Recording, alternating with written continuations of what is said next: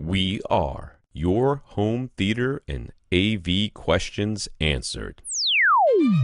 This is AVRant.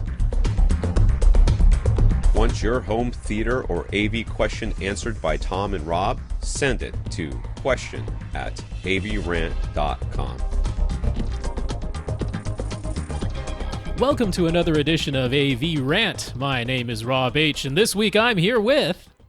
Lee Overstreet, pinch hitter, going way back now. I think I've been part of this for 9 years. And it seems like it's been a really long time since you've been on the podcast. Time has no meaning anymore. Right. I can't remember when you were on last, if you were the last. Especially the past 2 years have been ridiculous when it comes to time perception. Yeah. I don't know when it is or what's going on at any time. But hello, everyone. Filling in for Tom again. And that's right. Enjoying every second Tom of it. did let us know on the podcast itself that he was going to be away this week. This is episode number 799. So, getting to a significant number here. He will be back next week for episode number 800. But yes, while Tom is away, Lee Overstreet joins us as our guest co-host. So that is great because it's been too long since we've checked in with Lee. Now it has. I like to be on very regularly. I have a good time. This is fun for me because let me tell you, it's been a weird time recently. You remember me telling you about how my dad was in the hospital last year for like 4 months? Yes. Well, last year, his birthday was in ICU. Right? Okay. So this year, his birthday, which is today, but he came over yesterday, he actually got to come to my house, have a birthday dinner and a birthday cake, and it was almost like a normal evening. Holy cow. Right. That was wonderful. But then simultaneously, my mom checked herself into the hospital. Oh my goodness. I was about to say, I mean, that's what it's about, but then you drop that one on us. Oh my God. Well, she's there to be checked on for heart things. Okay. It's she didn't get rushed to the hospitals. It was a planned thing. Okay. So, but even still, I don't know why parents want to do this to us.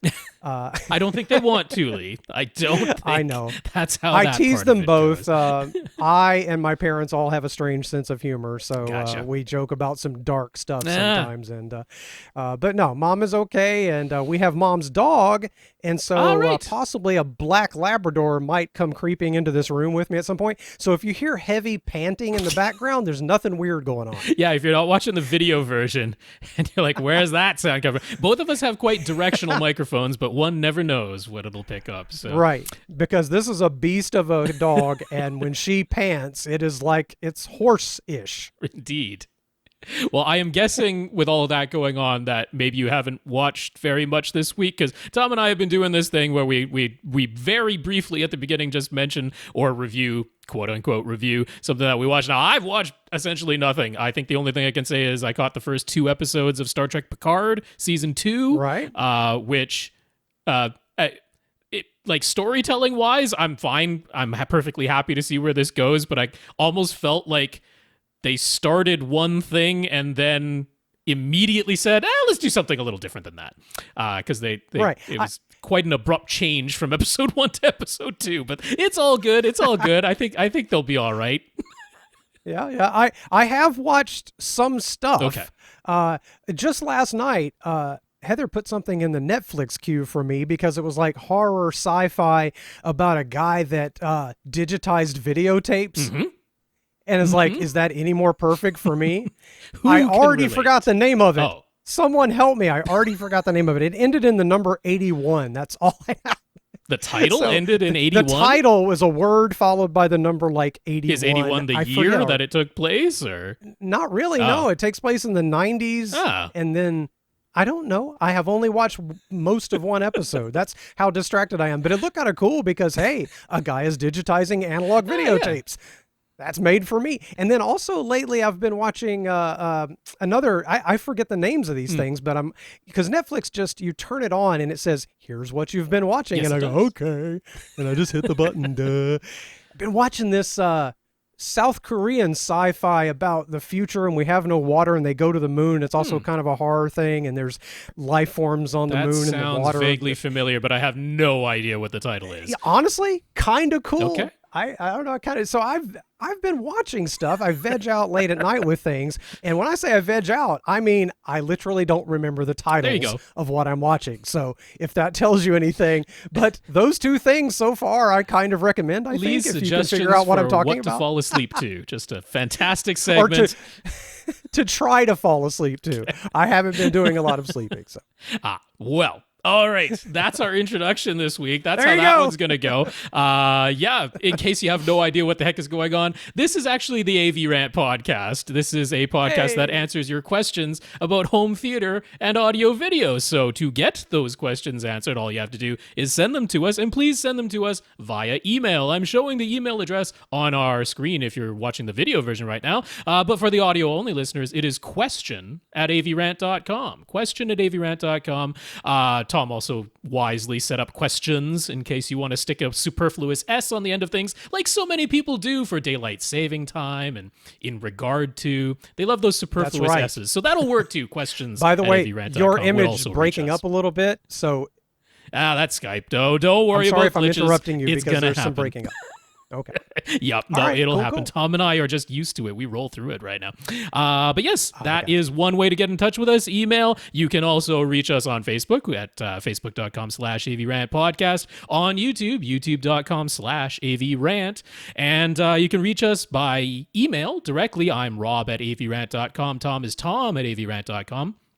And all of us are on Twitter. I'm at First Reflect. Tom is at AVRant_Tom. And Lee Overstreet's on Twitter. In fact, you're seeing it in the lower third if you're watching YouTube. But for the audio listeners, where can people find you on Twitter, Lee? On Twitter, it's at Lee Overtweet, because my name is Overstreet, but I'm on Twitter. That's why I made a point of saying his last name. It all has a purpose. So there we go. That's how you can reach us. And yes, let's thank our listeners of the week at this point. These are people who have supported the podcast in some way, including potentially financially. So normally when Tom's away, I don't actually see the PayPal donations that we get. But Todd donated early last week, so Tom saw that before he left, and I happen to know it was quite a sizable donation. Todd was very, very generous to us, so Todd, thank you very much for the PayPal donation.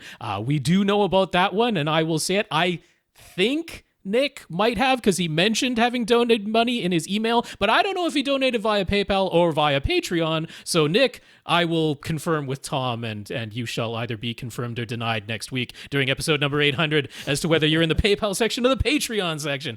But yes, there we go. Todd, thank you for the PayPal donation. If you want to do that, just come to avrant.com, our website, and on the right-hand side, it says support AVRant, and that's the link that will take you over to PayPal. And then the other way to support us financially is, as mentioned, patreon.com/AVRant podcast. We have 142 patrons supporting us over there with an automatic monthly donation that they've set up. You choose the amount and then it automatically gets sent to us from Patreon every month.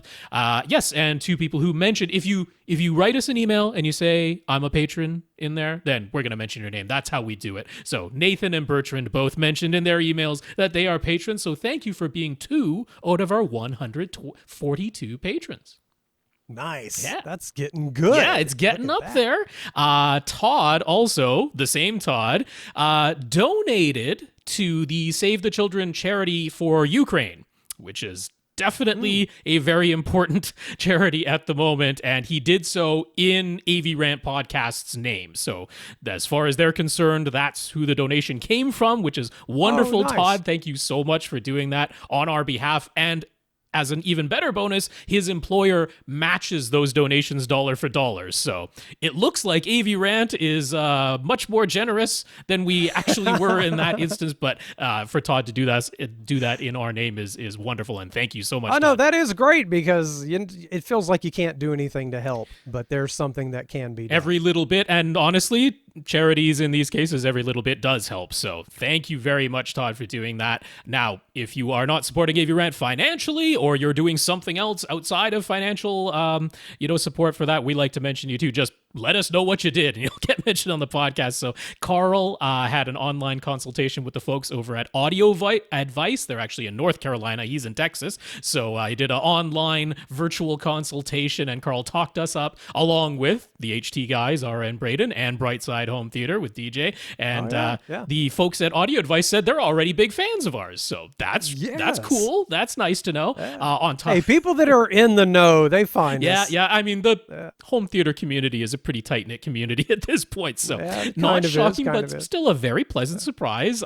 Karl also talked us up to the folks at Origin Hi-Fi, which is in Texas. It's local to him, and Joe from Origin Hi-Fi in particular provided some outstanding service to Karl and his wife, so he wanted to give Joe a plug, he wanted to give Origin Hi-Fi a plug, and he mentioned us to them, so hey, they might check us out. There might be all good. Thank you for all that, Karl. Yes, indeed. Lastly, we want to thank the people who sent us notes of gratitude for keeping the podcast going through this 2-year plus mess that's been going on.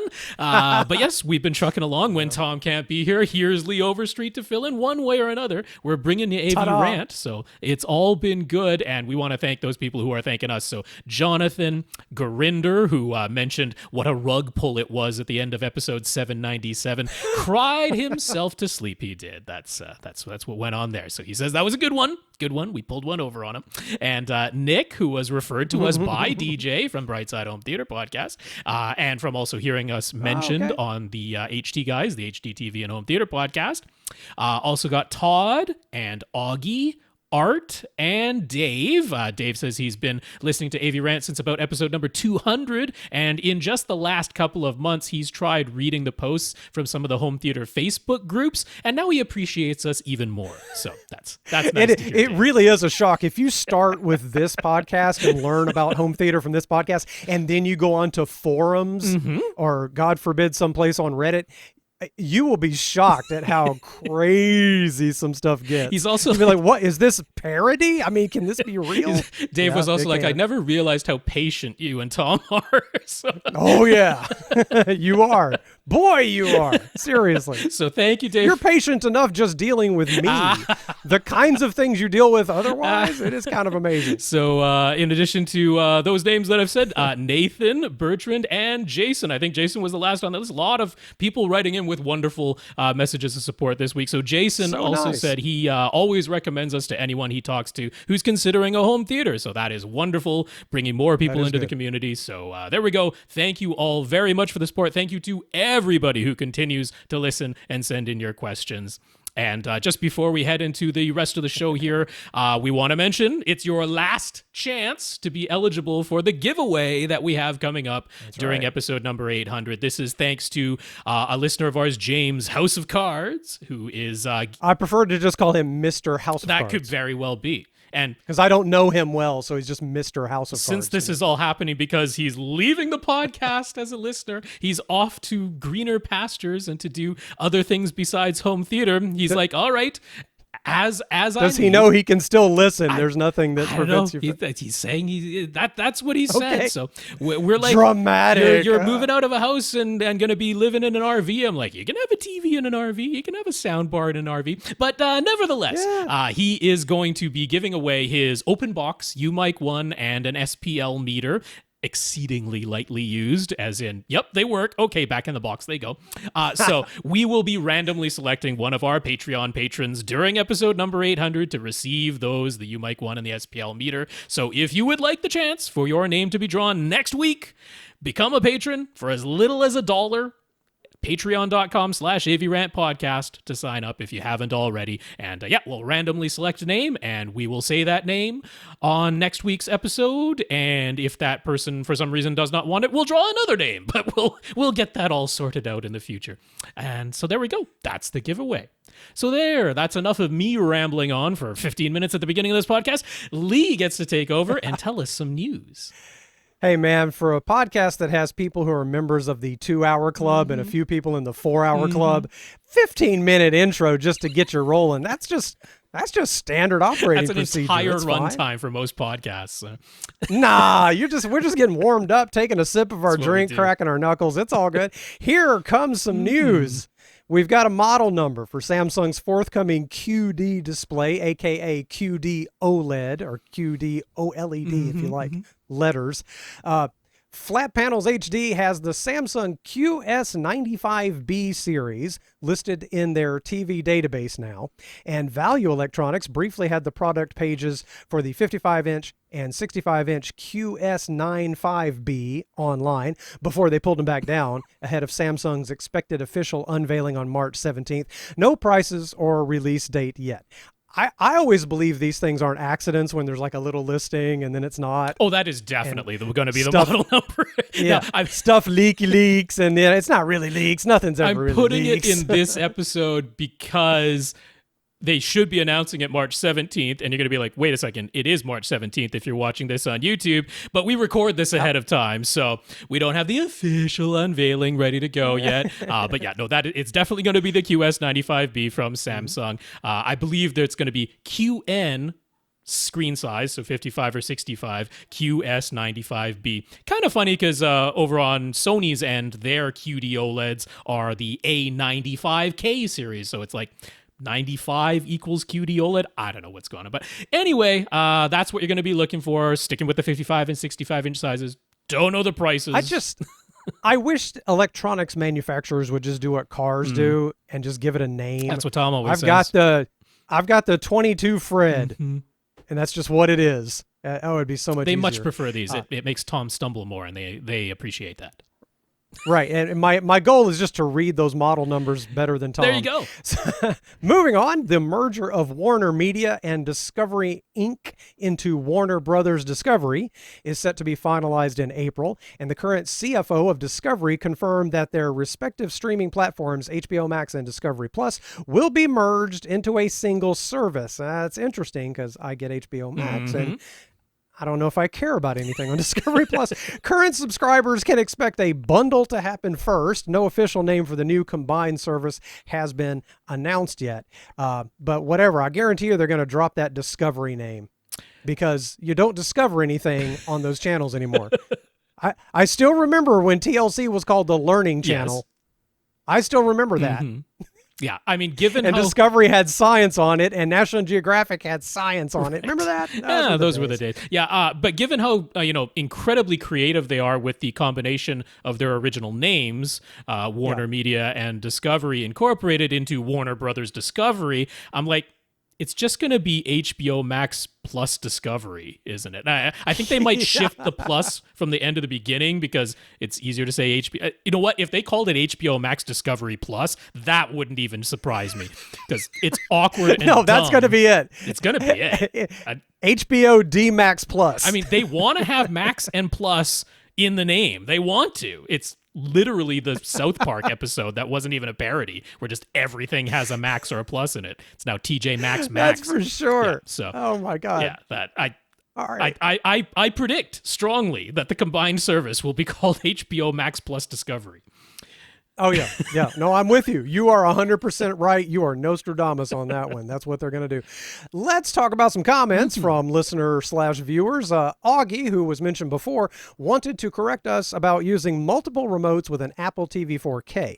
It actually works very seamlessly if you use an iPhone or even an Apple Watch as an additional remote, as those connect to the Apple TV via Wi-Fi, not Bluetooth. The Siri Remote never disconnects, so as soon as you touch a button, it responds. And the iPhone gets an Apple TV Remote icon in Control Center and works just like the Siri Remote, including being able to use Siri from the iPhone. Via Apple Watch, you don't get Siri voice commands, but basic navigation works. So it's a good solution when you want multiple Apple TV remotes. Yeah, I did also try having both my Apple TV's Siri Remote that came with it and my Sofa Baton connected to it via Bluetooth. And that does work. It's just that they steal control from each other, right? So it's like you got to push a button on one to be like, okay, now I'm the remote and now it works. And then you got to push a button on the other remote. Now it's controlling things. So when it is Bluetooth, it is being controlled by one or the other, but it's not a difficult process by any means. Literally any button on the remote turns it into the active remote, and then you go from there. But yeah, it's even more seamless if what you use as your second remote is your iPhone, and you just go into Control Center and open up the Apple TV remote, which shows up once you have it connected to your Apple TV 4K. And then there's not even any stealing of, which remote is active from the Siri Remote. You can continue using the Siri Remote without pushing a button to make it the active remote first. So that was great. Thank you for the correction, Augie. Yeah, that should probably work. I'm forgetting the name of the person who was asking about that now. But I remember he and his wife, it's like they want a remote on either nightstand on either side of the bed. They don't want to have to hand the remote to each other or, Now that's a first world problem if I've ever heard one. That's great. Reach across the other person if they're already asleep and get to their nightstand. So I'm like, hey, you got a phone, that'll work. Yeah, all right. And here I sit with nothing but a aging Harmony remote and Android phones. I cannot comment. So it's time to start some questions from last week, right? Leftovers. All right. So now we will begin to catch up on leftovers, and then soon, I promise, we will start the show. Okay, from last week, Curt had a question. Curt bought an SB1000 to add to the one he already owned. He's very excited to finally have dual subwoofers, and he's already very pleased with the results. It is awful nice. We always seem to say to set all speakers to small and then set the subwoofer output to just LFE. But he's seen a lot of people online recommending to set the subwoofer output to LFE plus main because that gives you double bass. Can we help him understand why we do not recommend that? So fair enough. Including Gene over at Audioholics, it always talks about setting up his system with it set to LFE plus main, and I guess I'll explain why he does that more briefly than he does, hopefully, now that I've mentioned it. If your crossover is set to a certain point and everything below that goes to the subwoofer and everything above that goes to the speakers and it's all set to 80 hertz, you're not missing anything. No, certainly nothing goes missing. So this idea, what happens if you set your subwoofer output to LFE plus main? If you do that, it automatically sets your front, left, and right speakers to large. That's the first thing that's going to happen. So now a full range signal is being sent to your front, left, and right speakers. So first of all, most speakers can't actually play all the way down to 20 hertz. They're just not capable of linearly playing down that far. And I had to learn that over time. Even my gigantic 15-inch woofers that I have on my tower speakers and yours got pretty in the living close. room. But they got down to 30-something, but it wasn't an accurate 30-something. I had to learn. And then even if your speakers can play all the way down to 20 hertz linearly, they are not positioned in your room to take the best advantage of all the wave interactions that are going to happen because you are in a space with walls and not in a wide open field 50 feet away from any reflective surfaces. I don't know. Did Curt say he's in a wide open field? He might be somewhere in a corn maze. That is us making an assumption, but I generally find it to be a pretty safe assumption that you are setting up your home theater in some sort of room, typically with 4 walls and a floor and ceiling. So usually that's the reason we say to set all your speakers to small, even if they are capable of playing some pretty deep bass, and always setting the subwoofer output to just LFE and not LFE plus main, is because we want to use multiple subwoofers, at least 2. We want to set them up the way we always describe, which is as far across the room from one another as they can get, basically. Middle of the front wall, middle of the back wall, the middle of opposing side walls, diagonally opposite corners, diagonally across from each other in some way, as far apart as the 2 subwoofers can get. And then we want to dial in the 2 subwoofers on their own to provide as linear and especially as uniform a bass response as you can get across all of the seats that you care about. Once we've achieved that, we don't want anything else in the system producing bass sound waves, because as soon as you have one more thing in the system, one more speaker, or if it's your front left and right, 2 more speakers, producing more bass sound waves, that is going to change the wave pattern. We want to keep the pattern we've established from our dual or quad subwoofers that we painstakingly set up. We want to keep that and not mess it up by introducing yet more things in the room that are producing those same bass frequencies and altering the wave pattern in the room. So that's our reasoning behind it. Now, why does someone like Gene over at Audioholics talk about using the LFE plus main setting? Well, he specifically has very expensive, exceedingly large speakers from RBH that are themselves genuinely capable of playing linearly down to 20 hertz. So that's a bit of a rarity to start with, but not outside of the realm of possibility. Maybe you have that too. Probably not. You probably don't have that. But he does, and he uses those tower speakers as subwoofers. So they are playing everything, including the LFE channel, and he has additional subwoofers. It's not just the front, left, and right speakers playing down to 20 hertz by themselves. He has additional subwoofers at the back of his room, mirroring the placement of the front, left, and right speakers at the front of the room. So that is like having a four subwoofer setup. It's just that you can think of it as being like two of his subwoofers are at the front of the room incorporated into his front, left, and right speakers. So that is a case where I'm like, okay, yes, the argument can be made. This is a way of making sure that your four bass producing things in the room are all playing the same signal. That's what we're getting. Even still, you kind of have to get lucky on those two front speakers and their placement. Well, I mean, if you're in a rectangular room and you've got your two front left and right speakers and they're positioned well for stereo imaging, and then your two subwoofers at the back of the room, like I say, they're mirrored in their placement. So the two subwoofers at the back of the room, they're not in the two rear corners of the room. You know, if his front left and right speakers are 4 feet in from the left and 3 feet in from the front wall, then the subwoofer at the back of the room is 4 feet in from the left and 3 feet in from the back wall. Like, you're doing it as though it's four subwoofers, and you're setting them up symmetrically in your rectangular room the way you would with four subwoofers. Maybe the four subwoofers go in your four corners, or maybe they're all inset from the walls a little bit, but across from each other. So that's where some of the confusion comes with that. It is a very rare setup. You probably don't have front, left, and right speakers that can play all the way down to 20 hertz. So we can stop right there, because if they can't, then we cannot consider them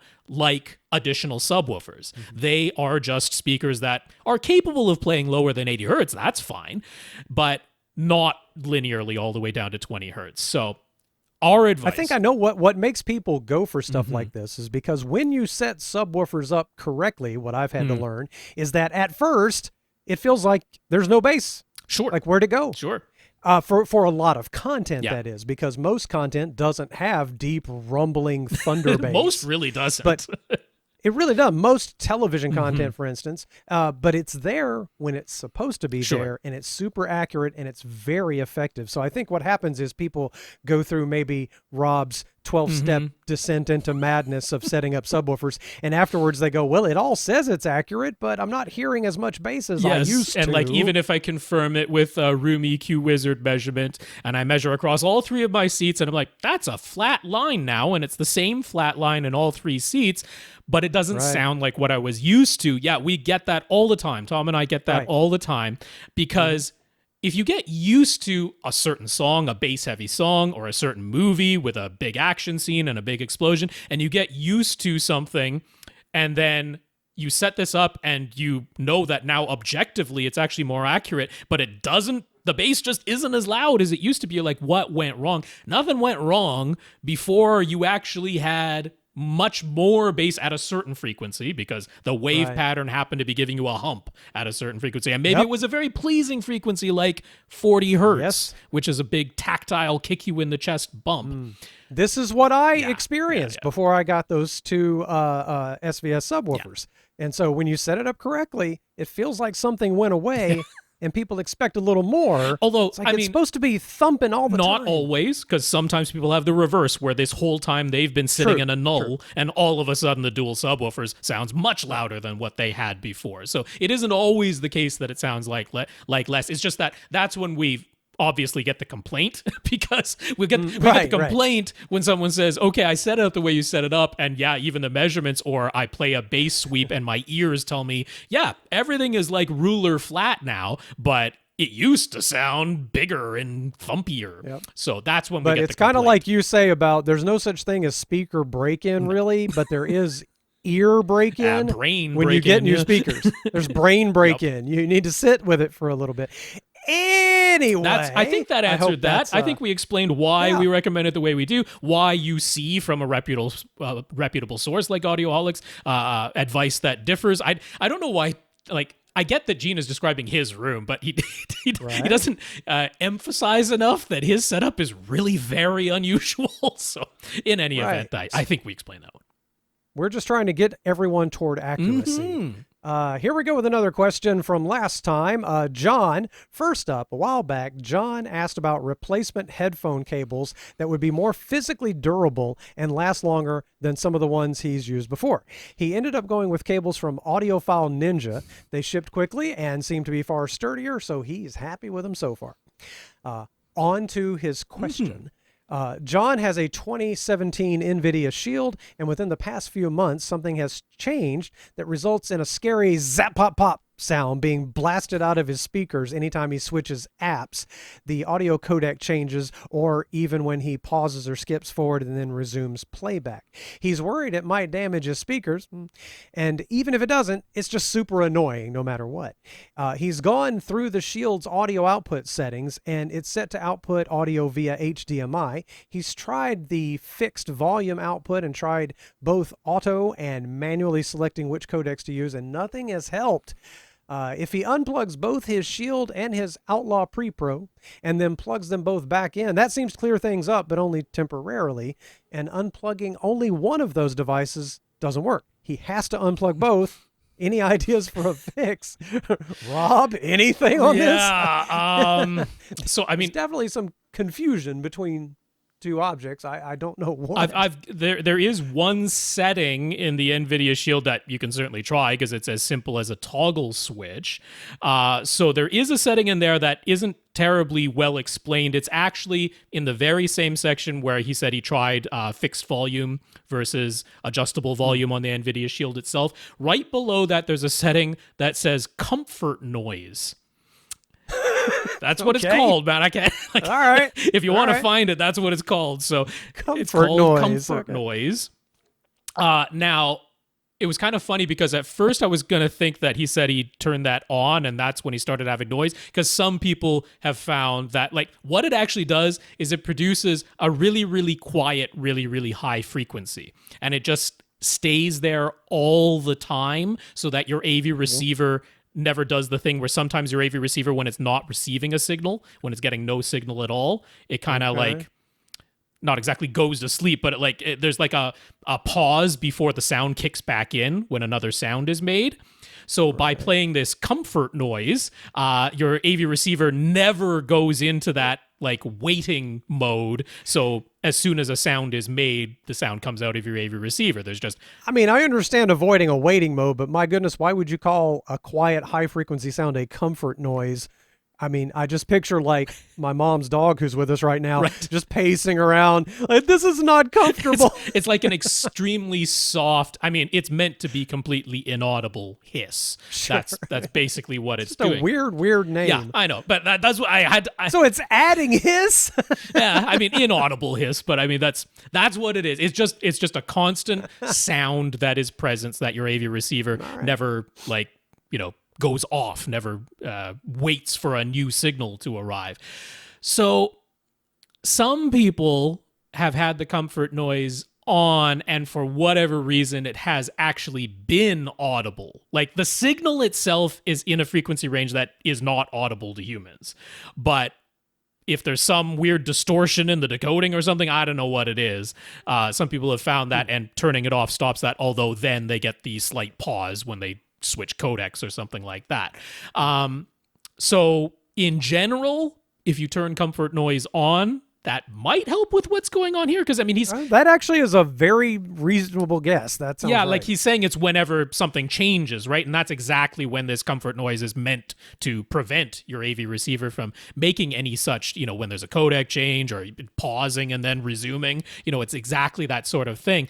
Why he's getting a zap pop pop that never happened before, I don't know. And what he described about like unplugging both and then it's okay temporarily and then it comes back odd. And then if he doesn't unplug both, it doesn't work. I'm like, is he literally getting some kind of static buildup on his HDMI cable or something like that? Like, I mean, I don't even really want to speculate on that because it would be so strange. However, but swap that cable out for the heck of it. Well, not only that, there were the instances of the cable boxes where people hot plugged it and actually got a spark, like a big spark, like not a little, maybe I rubbed my feet on the carpet and that made like a big old spark came out because the HDMI port on some of the old cable boxes like literally was not wired correctly, it wasn't grounded correctly. Let me tell you, in my life, the number one thing that has been destroyed by nearby lightning strikes and power surges has always been HDMI connectors. Yep. I just had a lightning strike a few weeks ago that killed an old monitor, and it was hooked up via HDMI at the time. And I have had a television, another television. My dad had a television. I had another device, a receiver, the HDMI, all of them. It's the HDMI. Yeah. For some reason, that standard is susceptible to power surges. Oh, it's finicky. Yeah, it's very fragile. Yeah. So yes, I'm reticent to go down that path because I mean there isn't like a really good safe way to test it. But what he's describing there about like it being okay for a while and like temporarily and then coming back and like unplugging both is the only way to get this to discharge. I'm like, can we make sure the grounding of your house is proper? Is there any chance that you went and took what was a 3-pronged plug and changed it to a 2-prong and you no longer have the third grounding prong plugged in? Because sometimes people do that for convenience. They've got a little, extension cord that's only got 2 prongs, and so they just don't plug in the third prong. Everything still functions, so they think it's fine, but that can lead to something like this where there's like, or possibly some power surge came in and it didn't completely kill your HDMI, but 2 wires are now a little bit closer than they used to be from heat or something, and they're just a little bit closer. So one way you could test this to see if it has anything to do with the electrical supply or something to do with the electrical connection is take your Outlaw Pre-Pro to a different room with the NVidia Shield, no other sources. Plug those 2 things together with HDMI, plug those 2 things into just a regular wall outlet, 2-plug outlet, no different circuit, different room, not the same room you're in. So we're no power strips, no power conditioners, nothing like that. Just the wall outlet, those 2 plugs, plug them in, bring a pair of speakers and see if this still happens. Because if it still happens, then I'm tempted to say, okay, either it's that comfort noise setting and maybe that solves your problem, or it's something is wrong in one of those components at this point. If it doesn't happen and then you reinstall it back in your home theater and it comes back again, I'm like, I think it's time to check the grounding of your wiring because it might be that. I hate suggesting that because that can open a whole can of worms, but try to be thorough. But there are ways to test that. Yeah. You can put a meter on it, or somebody that knows what they're doing can. Okay, well, those are your choices. Definitely try that one toggle in the menu system. If the comfort noise setting fixes it, then great, because that was easy. Right. And then swap the HDMI cable for the heck of it. See if that, and then start moving things around. Okay, Scott from last time. Scott has his gear rack in a large closet. There are a couple of amplifiers plus all of his sources and networking gear. It's ventilated and he's had no problems. Excellento. The closet is large enough that he's considering converting it to a wine closet. Excellento also, while still keeping the gear rack in there. if he goes ahead with this plan, he'll have active refrigeration installed to keep the closet at a constant 55 to 56 degrees Fahrenheit, 13 Celsius. Would there be any issues at that temperature for his AV or networking gear? My guess would be none at all. They'd be happy. That sounds fine. Right? Like, your AV gear and networking gear will be happy. Sure. Yeah. I mean, knock yourself out. That sounds like a heck of a plan, man. A cool wine cellar type effect. And, oh, no, electronics are happy in there. Put a computer in there, be thrilled. Yeah, I mean, if you look at in the manual of pretty much all your devices, there should be in the specifications page at the end a safe operating temperature listed. That's typically there in most electronic devices, and I don't think I've ever seen one that isn't something like 35 to 95 Fahrenheit.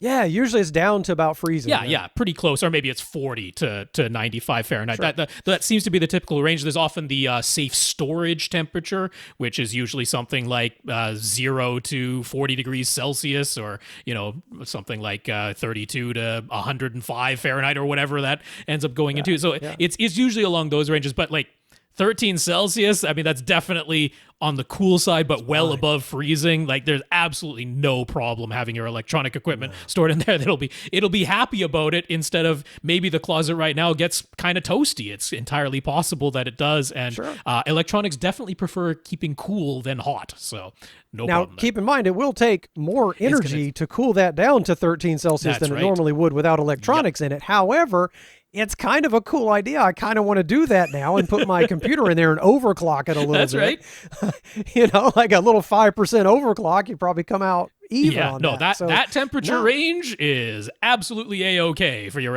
electronics. Sounds good to me.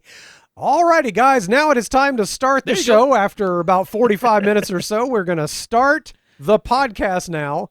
Questions new for this week.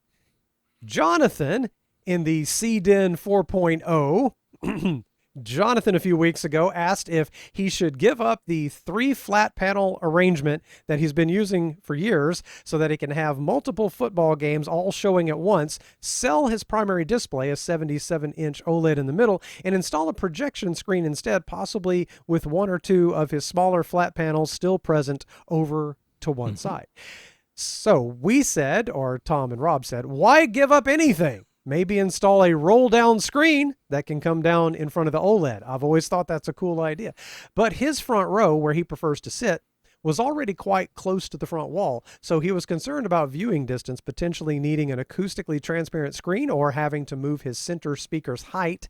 And the biggest factor, being able to sell his OLED to offset the cost of buying a projector and screen. Yeah, that's fair. That's kind of significant. Very fair. That is fair. And it's a expensive OLED, so it's 77 inches, so that's a real thought. So after hearing our take and thinking it all through, he decided to take the plunge. He sold his OLED and bought a Sony VW32 5ES. I'm trying so hard not to mess up model numbers. I'm just trying to outdo Todd. 325. Okay, it's a VW325ES. There, that rolled off the tongue better. 4K projector, along with a 110-inch silver ticket screen. He installed it slightly off-center so that he could still fit one of his flat panels on the left-hand side. And that works perfectly since his seats are also offset to allow for a walkway on the left. Fine. And by the way, there are pictures. He's very happy with the results, which is great. The 110-inch screen size from 8.5 feet away results in a slightly larger than 50-degree field of view in the front row. So that's getting on up there, like toward the front of a theater. Most other people in his house prefer to sit in the back row now, but he loves the immersion sitting in the front. I think I would too. And now his room truly feels like a movie theater. And if you watch a tennis match, your neck gets a little sore, but that's okay. He agrees with our warning. It was a step down in outright picture quality from the OLED. Can't help it, yeah. But for him, the sheer size more than makes up for it. I get it. And there is a benefit he wasn't expecting. Now he loves 3D. That's when 3D starts to get good. He'd never been a fan before, but now it looks amazing. Yes, exactly. So all good on that front. He had one issue that he hopes we can help him resolve. His sources are an Apple TV 4K, a disc player, and a DirecTV Genie Mini. His AV receiver is a Denon X4400H. Everything worked perfectly when he was using 3 flat panels. Now that he's switched to the Sony projector, the Apple TV 4K and the displayer are still fine, but his DirecTV box frequently loses signal. It starts up fine, but after changing channels a few times, the video goes blank. At least it's not going zappity pop pop like the previous. The audio continues to work, but not the picture. If he plugs the Genie Mini directly into the projector, these signal dropouts do not seem to happen. So feeding it through the Denon seems to be the issue. He emailed Denon and they said it is an EDID negotiation issue, and that it is common when a TV's EDID does not negotiate well with a source when going through an HDMI repeating device such as the Denon AVR. They said the fix is to either update the TV to adjust its EDID string. That sounds difficult. Or to insert an EDID management device in between the Denon and the Sony to capture the Sony's EDID and use the same data every time for negotiation consistency. Phew. Yeah. They pointed those were to their two words, devices. by the way. All that weird technical jargon language that Lee just said, those were quotes that he was sent by Denon. So I want to put the language in there because he asks about the language. I was trying not to do air quotes because, first of all, this is mostly an audio podcast, and I do it too often because I'm a sarcastic you-know-what. So I do too many air quotes. So I try not to do air quotes. But yes, all that was their words. They pointed to two devices, the Atlona ETU Sync or the Key Digital HD FIX22, HD Fix 22. The Atlona, I want to say Atlanta. I know. Because I'm from down here in the South.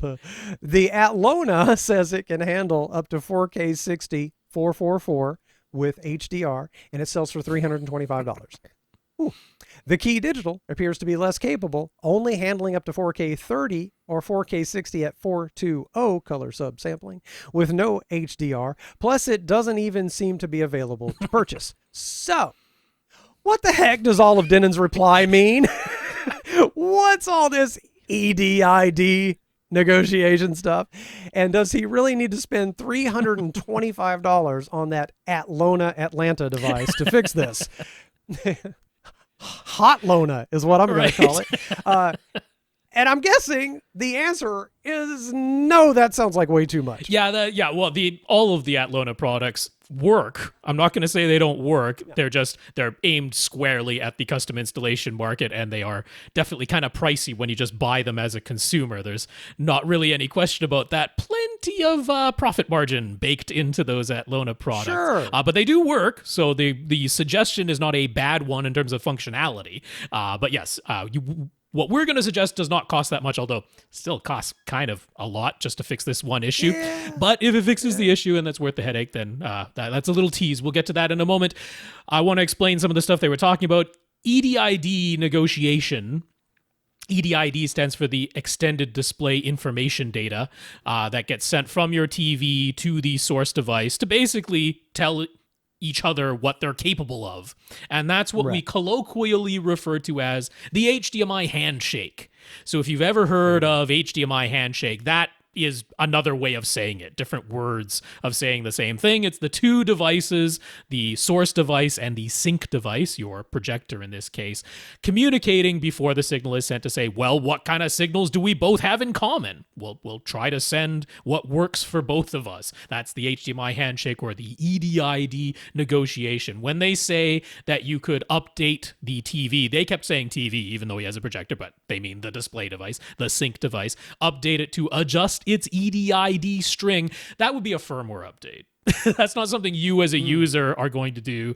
That would be Sony pushing out a firmware update that changes, some of the information that you don't really have any control over as a consumer.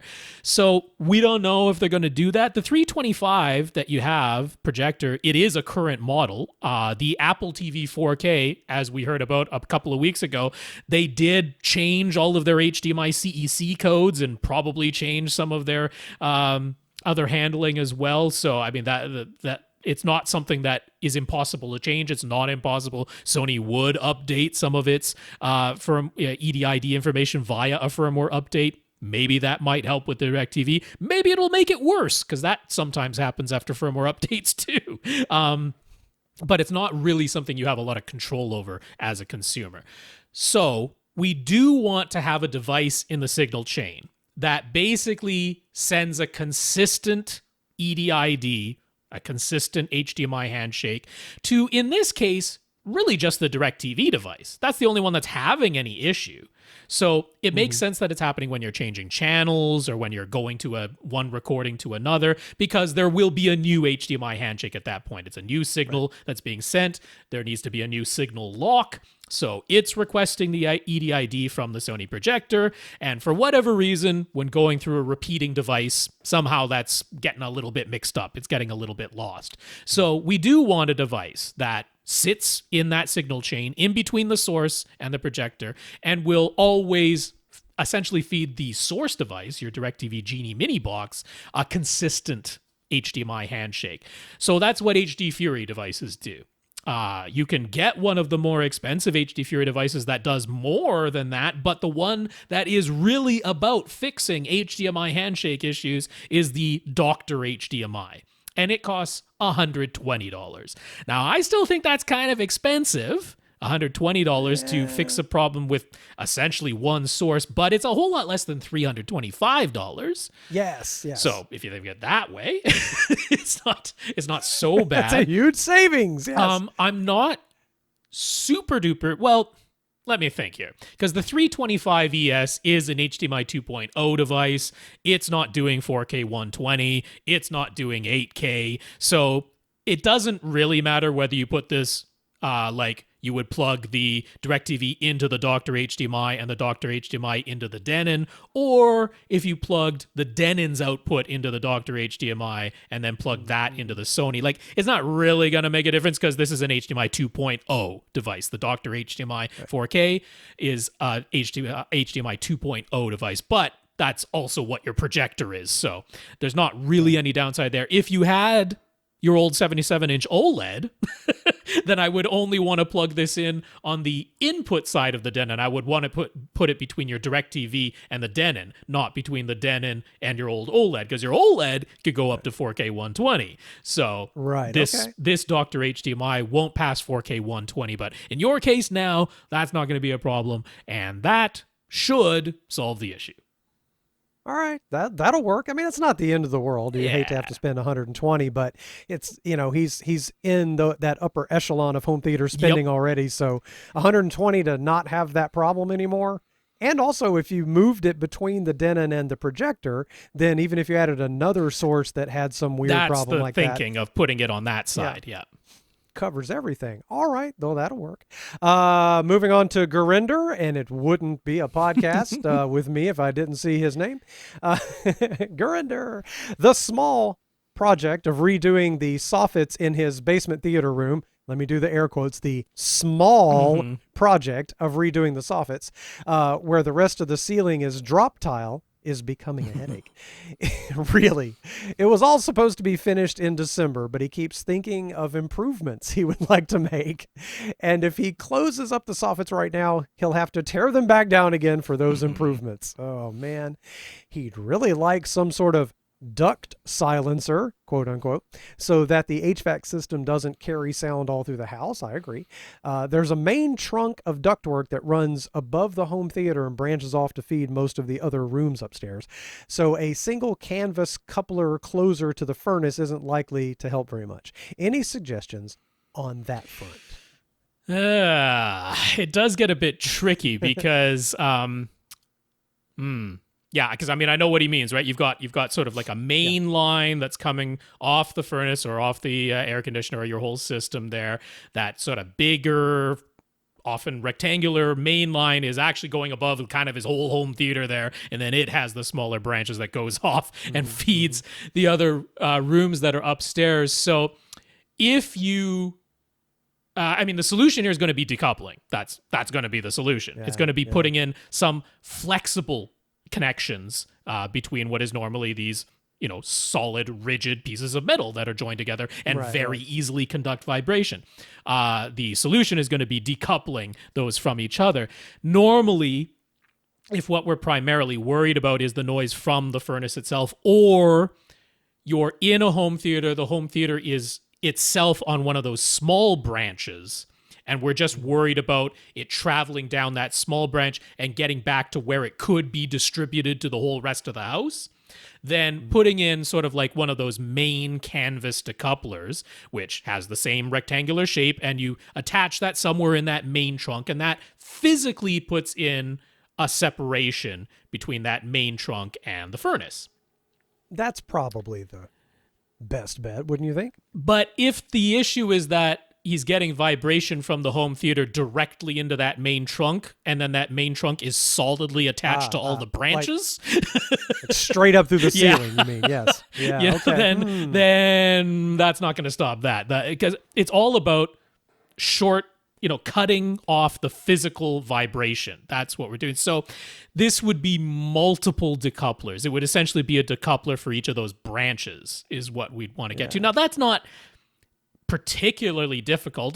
Especially if you're doing it DIY, it's a bit of a hassle, because it means that for every one of those branches, which is solidly attached to that trunk that's going above your home theater, now you want to put in, it's just a section. You're not replacing the entire branch duct. It's just the section where it joins that bigger main trunk that's coming through your home theater. You want that to be a flexible joint. You want that to be something where if a physical vibration hits that, it's like running into a cushion, right? It's a flexible thing that isn't going to physically vibrate and transmit the physical vibrations to the rest of the house.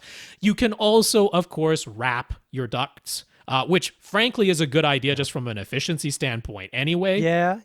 So if you're going to wrap ducts, you want the proper stuff. You want the stuff that has the aluminum, heat shield on the outside. You want everything tightly done with aluminum tape, because if you have any gaps in there, you're not getting the efficiency benefit. Things need to be sealed properly. You cannot use duct tape. It's the only thing duct tape is not good for is ducts. You want to use... you want that really stiff, silvery, aluminum tape. Yeah. That's what you want to use. But, wrapping all of your ducts in insulation with the aluminum shield on the outside, all properly sealed together with aluminum tape, that's a good thing from an efficiency standpoint. And then having all that insulation wrapped around your ducts does help to damp some of the vibration too. But if we're talking about transmitting sound from the theater to the rest of the house, you need that decoupling. You have to have that circuit breaker in there that stops the physical vibration from just traveling through those solid metal ducts. So in your case, it's going to be multiple of those. It's not super challenging. It's not even super expensive, but yeah, there's some labor involved since you have to do it to all those branches, basically. Yeah, that's one of those things that's not rocket science, but it's just a pain. It's just a pain. That's why the time keeps going up. I'm also picturing some sort of support for the main duct that my brain is picturing the little rubber supports I have for hard drives in my case to keep them quiet. So you need something that you could support it in that form or fashion. But everything you just said should do the trick. He feels like the home theater room itself really needs some more air supply from the HVAC system. But that trunk that runs across the top of the home theater is already maxed out with all the branches supplying other rooms. If he adds another branch for the home theater and just puts a manual damper on it so that it's only open when he's using the theater, would that be enough and not mess up the air supply for the rest of the house? Well, that we're AVRant, not HVAC rant, but it does sound like that might be an issue. I don't know. We are not licensed HVAC specialists. I would encourage you at this point to discuss this with a licensed HVAC specialist, because what you're talking about, I don't know if that ends up getting into anything, but with house insurance, it might. I'm not sure on that. It's just anything that might potentially be a new fire path like that. You got to be a little bit careful on that stuff, because you start closing anything like that in behind walls, and then you do have a house fire and you find out, oh, my insurance is worth nothing now because of this change I made that wasn't authorized or signed off on by whatever. I'm not sure if that's the case. I'm just saying it's worth talking to an actual professional who would know, because the worst they're going to tell you is, oh, yeah, you actually do need to get a permit to do this properly, in which case, good. I know it costs more, but do it. And the best case scenario is they say, oh, yeah, you don't worry about it. You don't need that, but at least now you know. So, yeah. And also, HVAC stuff doesn't always work intuitively. Indeed. Like sometimes you can add another vent. Like there's 2 in the room I'm sitting in right now. One was added after the fact, but they are both slow. Yeah. So it's not like you're getting twice the whoosh of air. So you need an expert on that. And like, one. We can tell you how to keep it quiet, but the idea that you're going to put a manual damper on it and you're only going to open it up when you're in the theater, so the rest of the time it's closed, and therefore, hopefully, just like it is now. I'm like, no, I don't trust that for a second. That damper is being left open. Somebody's going to forget, and that will have an impact on the airflow to the rest of the house.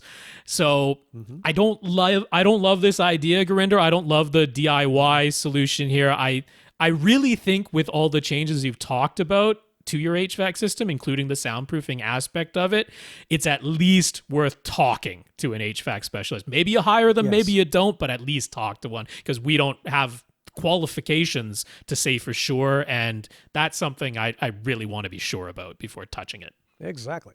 The home theater was an existing basement room. None of the construction is done with soundproofing in mind, but should he construct the soffits for soundproofing now while they're being redone anyway?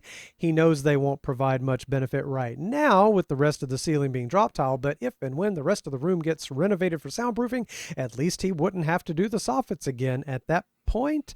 And I mean, that makes sense to me, but only do that if you know you're going to do that later. Also, I really suspect that if the whole rest of the room gets renovated, something is going to wind up compelling you to open those soffits again anyway. Yeah. Something unforeseen. Like, I'm not saying I'm foreseeing what it is. I kind of know how the house renovations go. And to me, the odds that you're going to end up leaving those soffits perfectly intact when the rest of the room gets renovated, I'm like, I suspect that those soffits are going to end up getting redone anyway. Which I wouldn't do it unless you know that you're going to renovate the rest of it, and you know that this is part of it. Yeah, to my mind, I would probably just finish the soffits in the standard fashion now so that there's less to take down later, because I have a sneaking suspicion this is an if at this point, if the rest of the room does get renovated in the future, I really kind of suspect those soffits are going to get done again regardless. Like, not they're going to want it just to. Happens, it's just one of those things that it always seems to happen that way. So, yeah, I agree from every standpoint. One, it gets done sooner and easier and cheaper now. Like Lee is saying, you don't know for sure that renovation is even going to happen in the future. So why beef up soffits that aren't doing anything soundproofing wise now, because you're hoping to avoid a little bit more work later? And I'm like, and then I think you're going to end up doing that work twice anyway. I really strongly suspect it. So I mean, I understand Gurinder's thought process because I do it too, where I try to think of every permutation of possibility in the future, right? But sometimes you just got to say, let's do this project right now and do that project later. I know from experience that I don't know if I've ever bought gear, done a renovation, made a change with the future in mind that actually panned out that way. Like, I can't think of a single instance where that actually took place, which has led me to get what I want and need now and don't try to overbuy or plan for the future, because it never goes that way. I agree with you. When we moved into this house way back in 2003, we wired up every room almost with Ethernet and coax. And you did it with like Cat 5 or something, because that's what you had at the time? It was Cat 5e, and we wired the whole thing up. And, we did use some of those connectors here in my office and in the living room, but, most of it, no. Yeah. And it's also and then the future came, and it's all wireless now. Or if you do want it now, you want it to be a Cat 6A cable, or maybe even a Cat 7 or something. So it seems to always don't solve a problem too far in the future. Solve generally what's going on right now. That is the best advice I think we could possibly give you. And finally, he says, if it weren't for all of the above, he'd be done. Well, yeah, right? If it weren't for every single thing I'm trying to think of at the same time, I'd be done. I know this feeling.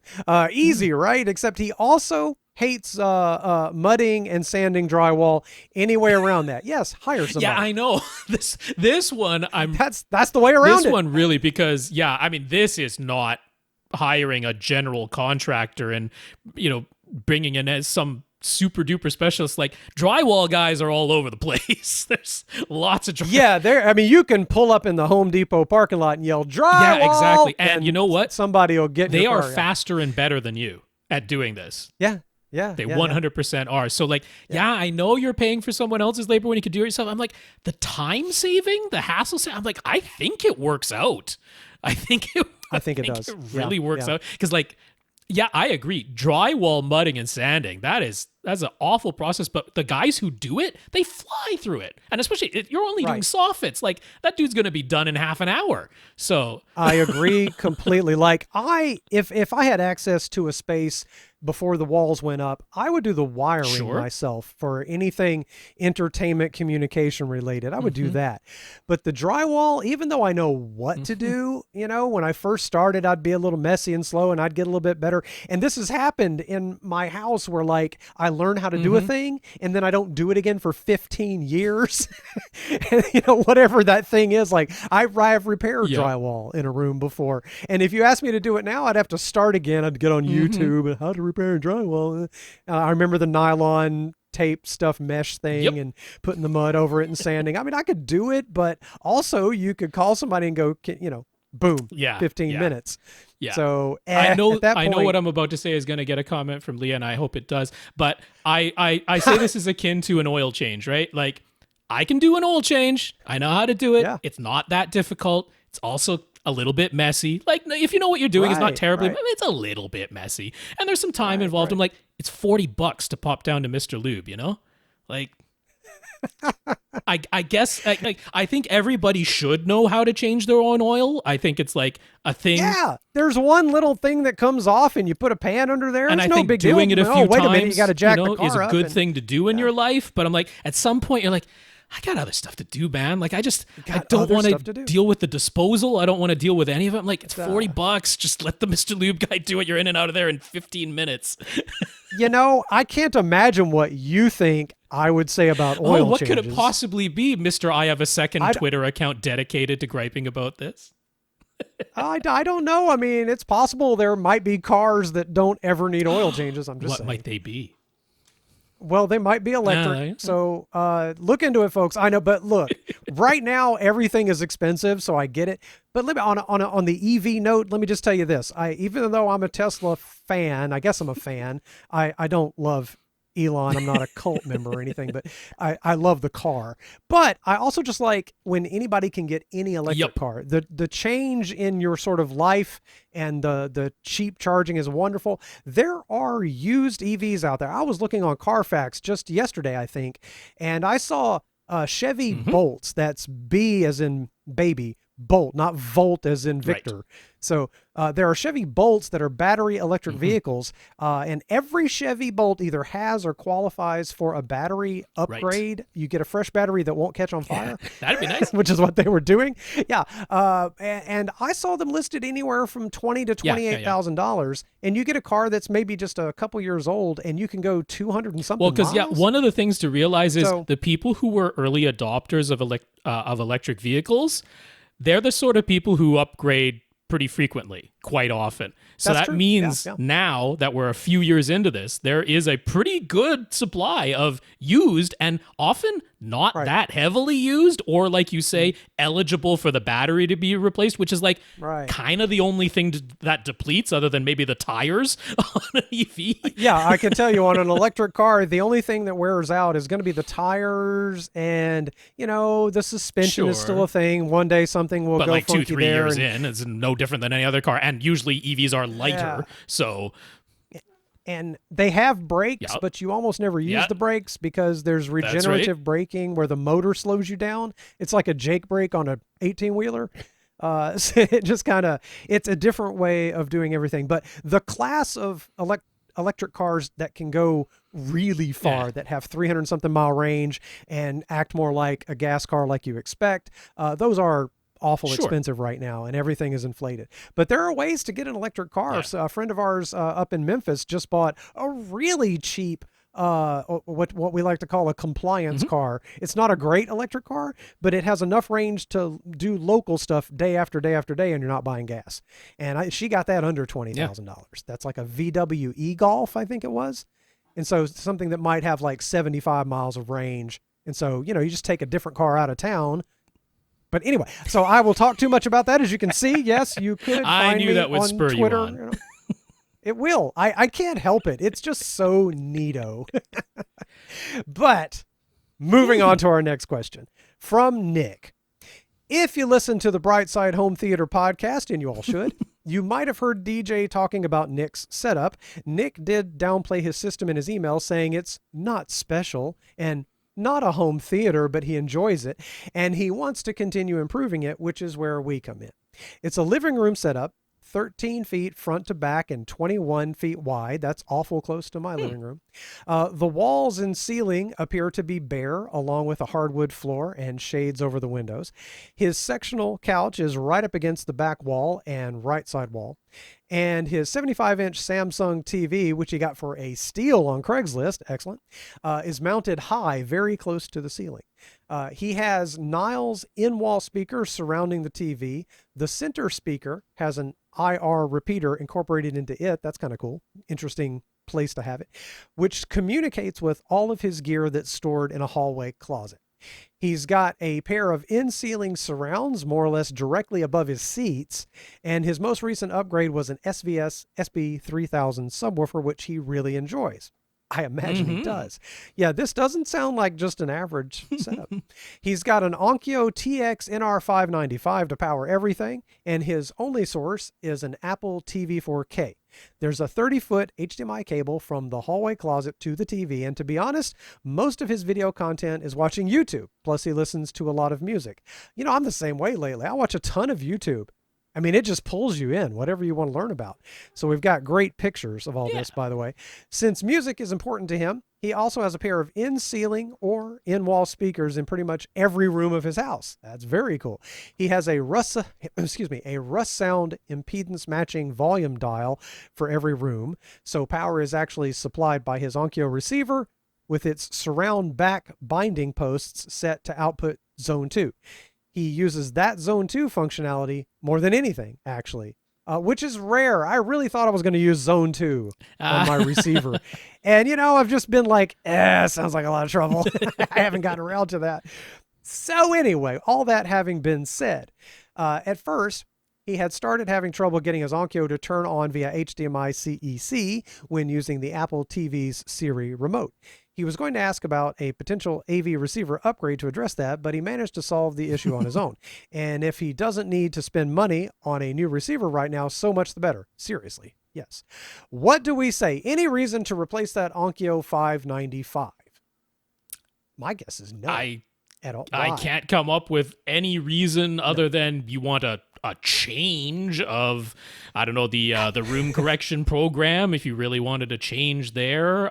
Because, I mean, if you're concerned about more expensive, 7-channel receiver that's, claims 20 more watts per channel or something like that, like that amount just doesn't make any difference. Double the number of watts gets you 3 decibels more headroom. Yeah. So when you see one is 90 and one is 110 watts per channel, like that's right. Not a significant difference. I know it seems like a considerably bigger number, but it just isn't a significant difference when it comes to watts. Yeah. So there's no reason to do it on that front. You don't have a system where you're using more than 5 speakers presently in your main theater room. So it's not as though you need an AV receiver that can do 9 or 11 channels or something like that. So I'm not seeing any reason that you need to upgrade your Onkyo receiver. If you want to, I'm not going to stop you. There might be, I mean, if you just want to. Changes in features that you might enjoy, but there's no need to do so. Right. And certainly if all we're trying to do is solve this one little HDMI CEC issue with the Apple TV's Siri Remote, that's probably not a reason to go all the way for a brand new receiver.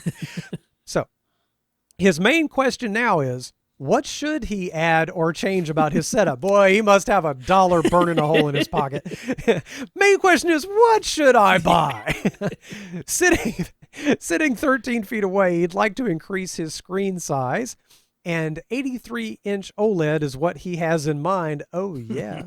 And he'll get one day. But other than a TV upgrade, where else can things be improved?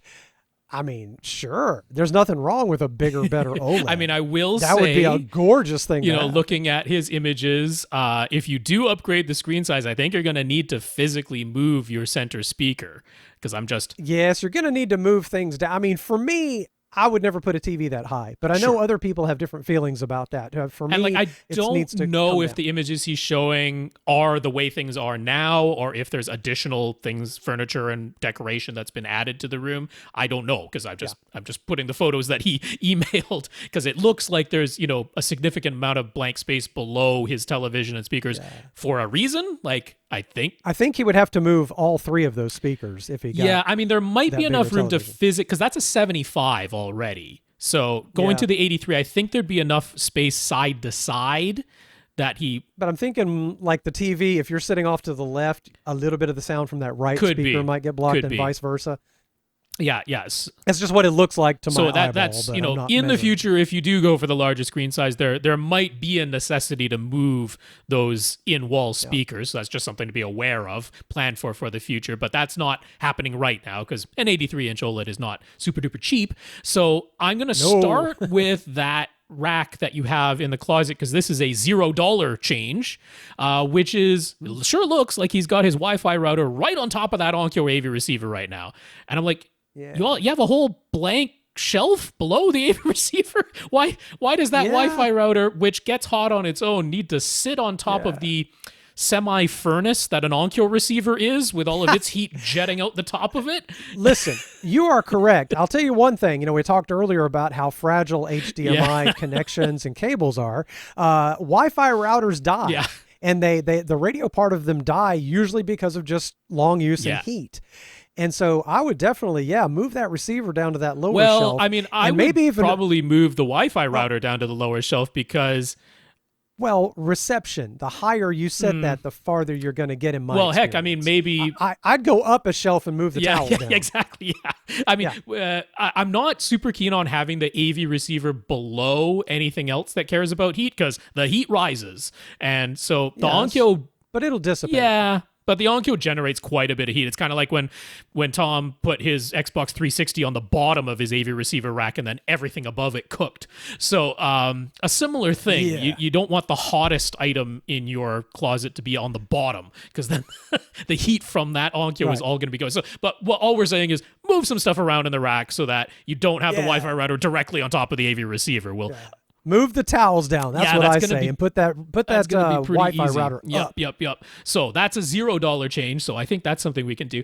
I mean, the rest of it is, I'm not really going to say there's a whole lot of equipment that I think you should buy. I mean, the biggest purchase he wants to make is that new TV. He's got that in mind. That's a big purchase and a lot of money. So I think it's going to be smaller things that I think make a worthwhile difference. That's what I'm going to suggest to you right now. One of them is, it doesn't look like the SB3000 that he purchased it along with the subwoofer isolation feet.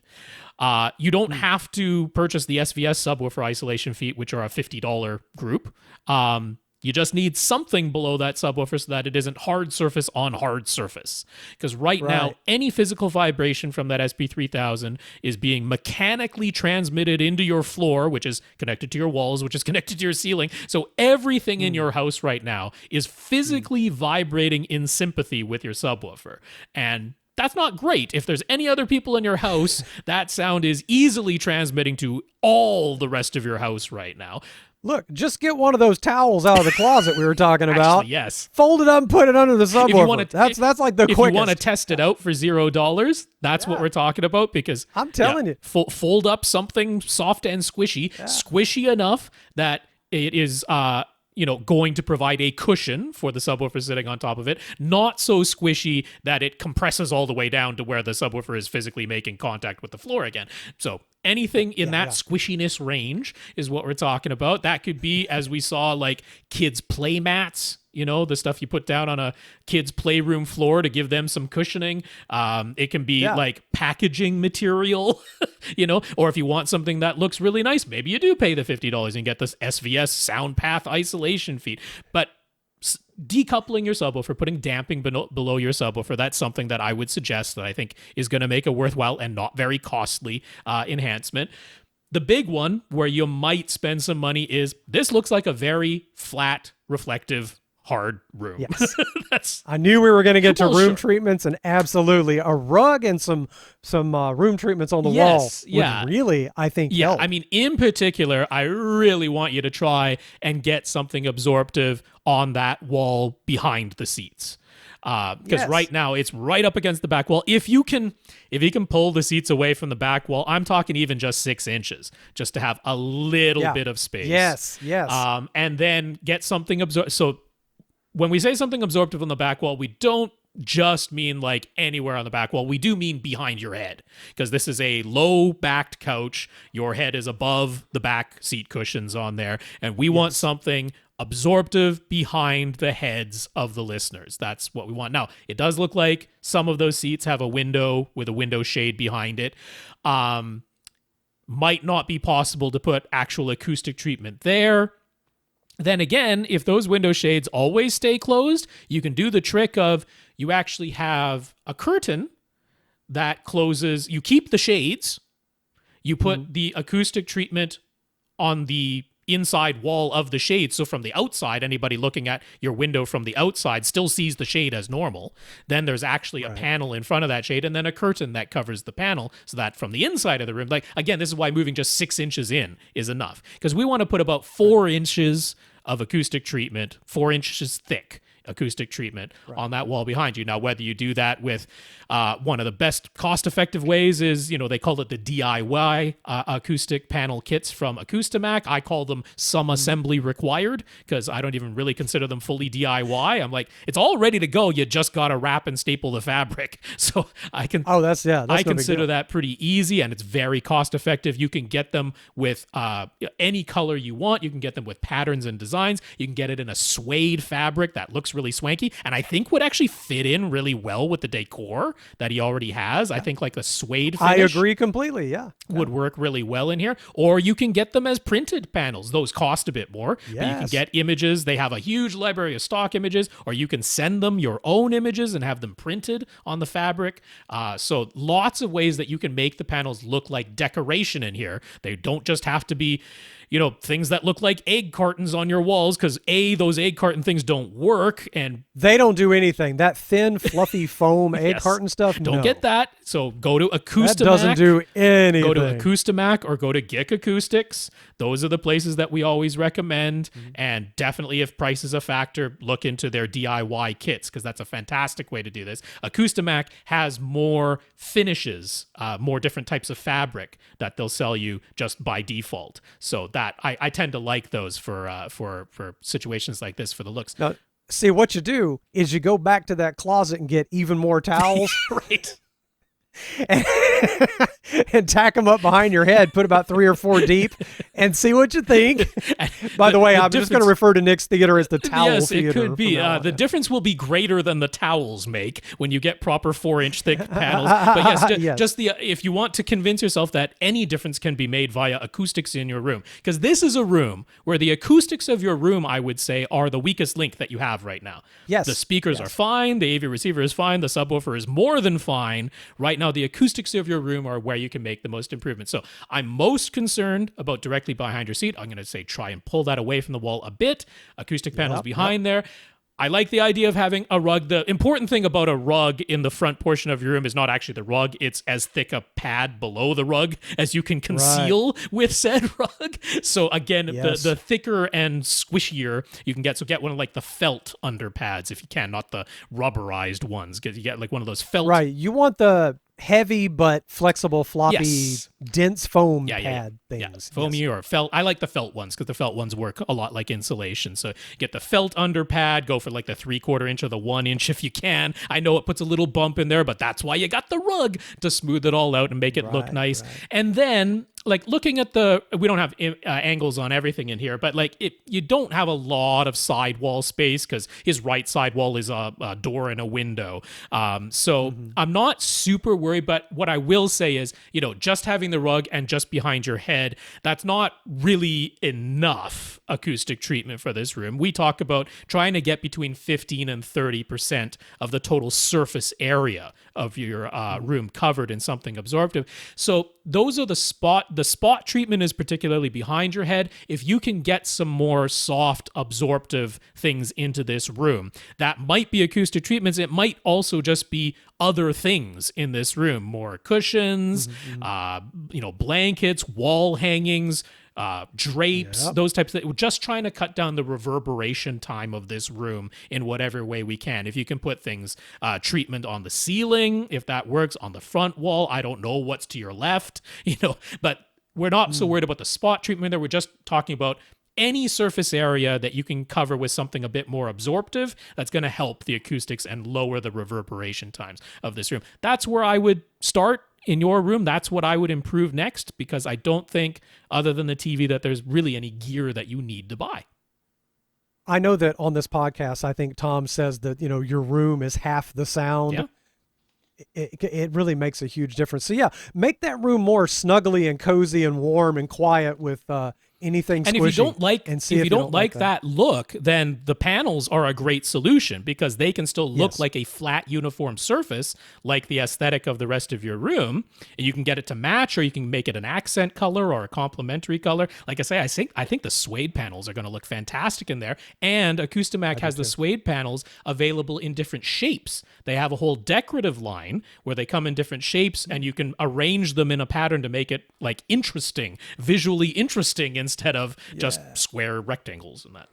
Some tall, thin rectangles on the back wall would look really cool. And they have like angled shapes and stuff, so you can make whole patterns and make it interesting.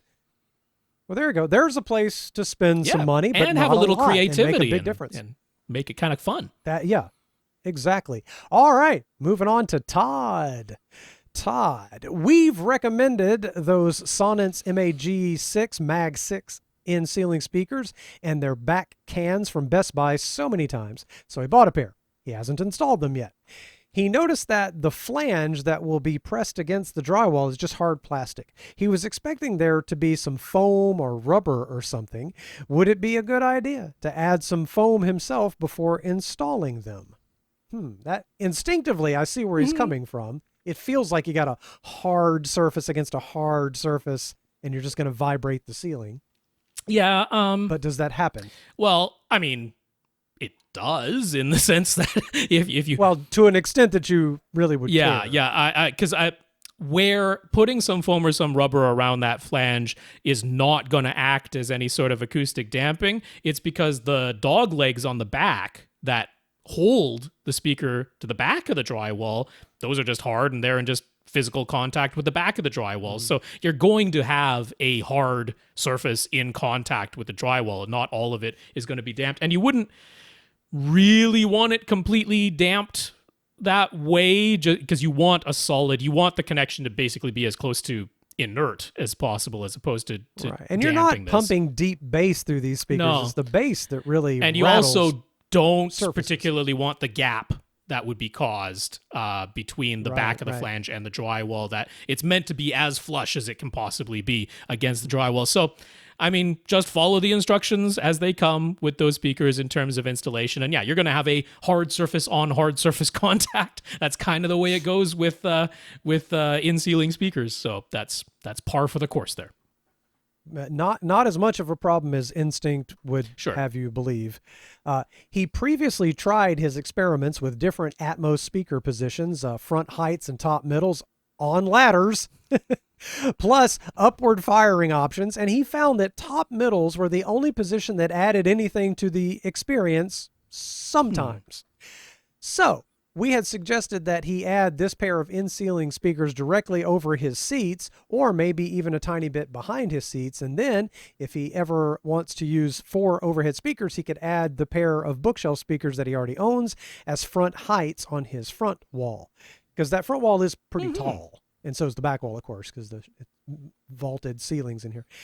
But for logistical reasons, the end ceilings are actually going to get installed somewhere between 4 to 8 feet in front of his seats, which is a position he did audition via ladders and found reasonably worthwhile. And boy, he did send a picture of 2 gigantic ladders doing this, and I am impressed. That's a level of experimentation I am too lazy for, and that's really cool. So if, and that's a big if, he ever upgrades his receiver to a 9-channel model and decides to use 4 overheads, he really does not want front heights. Would it make sense, with the end ceilings at least 4 feet in front of him, to use his bookshelf speakers as rear heights on the back wall, or maybe swap his current bipole surrounds for the bookshelves and use the bipoles as rear heights? Ooh, lots of forward thinking. Sure. Again, let's not get too far ahead of ourselves. If you only think something is a possibility in the future, we can't design around every permutation the future might bring. But I mean, essentially what he's going to install his in-ceiling speakers as are top fronts. That's where Dolby would describe top fronts as going. They would have ideally a 45-degree elevation angle in front of you. His ceiling looks like it's taller than 8 feet, so that would be a bit more in his case than 4 feet in front of him. But he's saying between 4 and 8 feet, you're going to be within the range where in the Dolby diagrams, they would call those top fronts. Now, you do not have to label them in your AV receiver in its setup menu. You don't have to label them top fronts. You can continue to label them top middles. It'll work just fine, because people always worry that the label in the AV receiver needs to match the physical position, and it really doesn't. So you can continue to label what you're going to install top middles, and that'll function just fine. In the future, if you do add 2 more overhead speakers, then something behind your seats is where you're going to want to add them. If you already have a pair that is some distance in front of your seats, then you want to add the second pair some distance behind your seats. I think it totally makes sense to take your pair of bookshelf speakers and put them high up on that back wall. Maybe use a bracket that allows you to tilt them down, almost straight down, basically, because he doesn't have a whole lot of space behind his seat, it looks like. Right. I would not use your current bipole speakers as your rear height and then use your bookshelf speakers as your surrounds. I would not do that. I would continue to use your bipole speakers as your surrounds and use the bookshelf speakers as the rear heights. That's going to end up sounding better. So, that's it. Yes. All right, there you go. And again, kudos for that dedication of actually pulling out the ladders. I'm very impressed. Okay, moving on to questions from Art. Art did some upgrades. He got a TCL 8 series TV, and he replaced his front 3 B&W M1 satellite speakers with B&W XT4 towers and the XTC center. Excellent. His Integra DTR 7.8 receiver is older now, old enough that its HDMI ports are HDMI 1.3A. So it's time for an upgrade. Okay, whatever justifies it. We're in support. You're right. Yes, definitely. It's a family room, and he really has no intention at all of going beyond a 5.2 configuration. So Atmos is not a concern. And on the video side of things, the TCL 8 series TV uses HDMI 2.0, not HDMI 2.1, so that isn't really a concern either. With all that in mind, which receiver do we recommend for him? He's mostly looking at Marantz and Yamaha, having owned Marantz in the past, but never Yamaha. I'm a big Yamaha fan. I mean, you've got so many choices. You really do. You really in that realm. I mean, what's the budget? And you don't need the highest end, because like you've just listed your limitations where you don't need the very latest standards for HDMI and that sort of thing. So you're not going to do more than 5.2. Yeah, to me, it comes down to a few other features. So I'm just going to mention them first, and then I'll go through I put a pretty extensive list of AV receivers that might fit in here. One is, what level of room correction do you want? Do you want to stick with Odyssey? And if so, do you want to get regular Odyssey Mult EQ? Do you want to get Odyssey Mult EQ XT? Or do you want to get Odyssey Mult EQ XT32? So I tend to favor the models that have at least XT.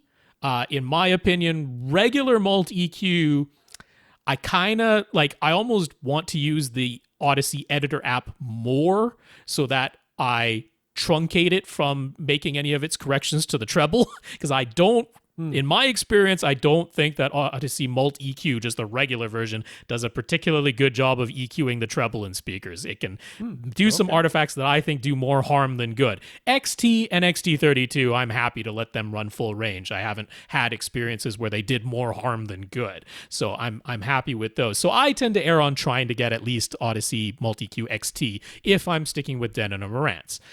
There's the question of, do you want Marantz and didn't mention Denon just because you like the aesthetics? Because that's a perfectly reasonable reason to have. I've got no problem with that. Sure. Sometimes we just like the faceplate of the Marantz better, but it kind of looks like everything in this room is hidden. So I don't know if the looks of the receiver matter, because I don't know where his receiver is. I think it's in the cabinet hidden. So if Hey, sometimes the look just makes you feel better about the quality. But if there was some kind of thinking that Marantz is superior in any way to Denon or something like that, that is pure marketing. There is no objective, measurable reason. In fact, there's kind of an objective, measurable reason that Marantz is inferior in some cases to Denon. Well, yeah, if you just look at the output of the DAC, it has a tiny bit more noise coming out of the Marantz pre-outs than out of the Denon pre-outs.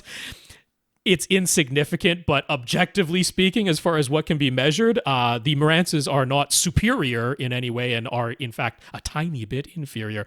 Not to any audible degree, but on the objective side, that's what. So if that was part of the thinking, that you're getting a higher end receiver with Marantz, it's really not the case. It is pretty, though. Sure. It's pretty. If that's what it is, I got no problem with it. But I just didn't want you to get it because you thought you're getting better audio. That's just not, versus Denon. You're just not. So there's that. There is, do you want the ability to output the sound to a pair of Bluetooth headphones? Because that's a feature that only exists on the newest models of Denon and Marantz. If you go back to the models that came out in 2019, because we're still on the models that came out in 2020, because there were no models that came out in 2021, and we're still waiting on the models for 2022. So if you go back to the models that came out in 2019, they do not have Bluetooth output in those Denon Marantz models. Once you get to the 2020 year models, they have Bluetooth headphone output. So then over on the Yamaha side, I would want you to get their top end of YPOW room correction, the one with reflected sound control, and I'm not actually sure on the, they did the Bluetooth headphone output thing before a lot of others, so I think they're quite all right on that front. Yeah. But price for what you're getting right now, because we also have to talk a little bit about availability, because a lot of AV receivers are just not available to purchase right now. A lot of stuff. Yeah, it's like a lot of things. A lot of stuff is out of stock.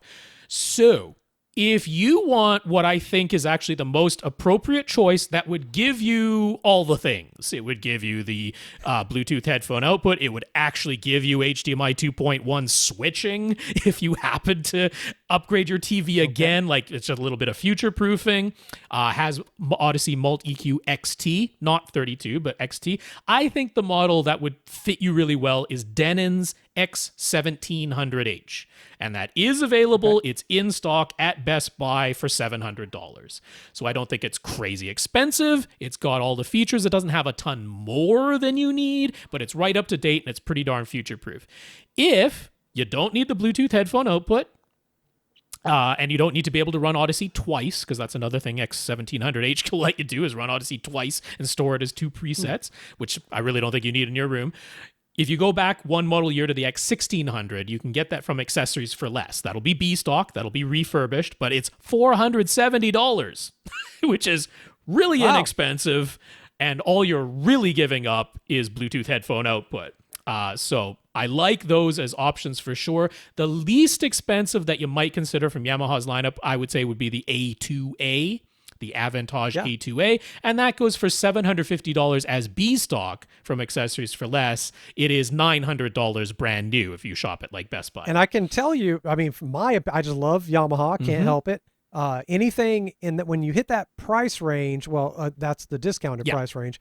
But when you get to that level, Yamaha's receivers that are in that price range and have the 100 watts plus amplifier. Not that the wattage is so different from 80 watts, but I'm just saying, I think they have a quality jump in Yamaha's products when you hit that level. So I would I would like that one, but I mean, just me. I'd be happy with you getting either of those. If you got an X1700H for $700, or you got a Yamaha A2A for $900, I really don't foresee you being disappointed with those. No. When you go up to the next model in Denon's lineup, the X2700H, that goes for $830 at Accessories for Less, or $1,100 brand new, you don't actually get anything besides a second HDMI output, which I don't think you need. I only see one display in your setup. So I don't really see that as like a beneficial upgrade in your case. To go over to Marantz, we finally get to Marantz's least expensive entry, and that would be the SR5015, and that's $950 from Accessories for Less, and then it's like $1,200, although you can't find it in stock new at the moment. So it's getting kind of spendy, and you're not getting any additional features over the Denon. So it would purely be about the faceplate. I'm like, I don't know, is that worth hundreds of dollars? Interestingly, if you want a completely different take on room correction, Onkyo's TX NR7100 is available for $1,100, except it's out of stock right now. That's a 9-channel receiver that you don't need, but it's the least expensive way to get DRAC if you really, really wanted it. But I just don't really see a need for that. What is in stock right now is the Integra version of the NR7100. In Integra's lineup, it's called the DRX 3.4. It's the same receiver, except that the Integra has a full set of pre-outs. The Onkyo NR7100 does not have a full set of pre-outs. The Integra DRX 3.4 does. It's also $200 more. It's $1,300. But now you're starting to get to like twice the cost of that. What was it? The Denon you talked about, the X1700. But this would be the cheapest way to get DRAC and actually be in stock, is an Integra DRX 3.4. Crutchfield is selling them $1,300. $1,300 will also get you a Denon X3700H, which is overkill for your room because it processes 11 channels if you want to, and you said you have no interest you in only Atmos. have 5 too. The only reason you might consider this is the least expensive way to get to Odyssey XT32, which I don't really think you need, but I'm just putting it out there. I don't know what your budget is. Maybe he's like $2,500 is nothing to me. So, could be. That is actually the price at Accessories for Less, though brand new, it's going for $1,600 like at Best Buy. So we're starting to get up there. Marantz has the sister model, the SR6015. That's going for $1,400. And at Accessories for Less, mind you. So that's $100 more than the X3700H. Brand new, all the Marantzas seem to be out of stock right now. So there's that. And then, let's see. There's the step up that you could get from Yamaha. That would be going to the Avantage A4A instead of the A2A. But it's $1,400. Too much. I'm really not getting. I love Yamaha, but you are not going to use not getting that. anything additional. So my favorite is the X1700H. I think it's a nice price. Yeah, there you go. The features you need, not really anything you don't. A couple of really nice niceties. If you went with the Yamaha A2A for $200 more, $900, I would not be the least bit mad at you. If you just like the looks better or something, I think those are the butter zone for you. I agree completely. Let's move on to Karl. Karl and his wife, E. We're just calling her E. Visited Origin Hi-Fi in Texas, which is a local dealer installer for them. They found them because we had recommended Focal in-wall speakers, along with Revel and Monoprice Monolith, and Origin Hi-Fi is the only local dealer carrying Focal. Boy, are they glad they did. They had 2 demo rooms set up, one with all 300 series in-walls and one with all 1000 series. Within the first few seconds of hearing the 300 series room, they were convinced. The first few seconds, they were convinced. E immediately turned to Karl and said, "Wow."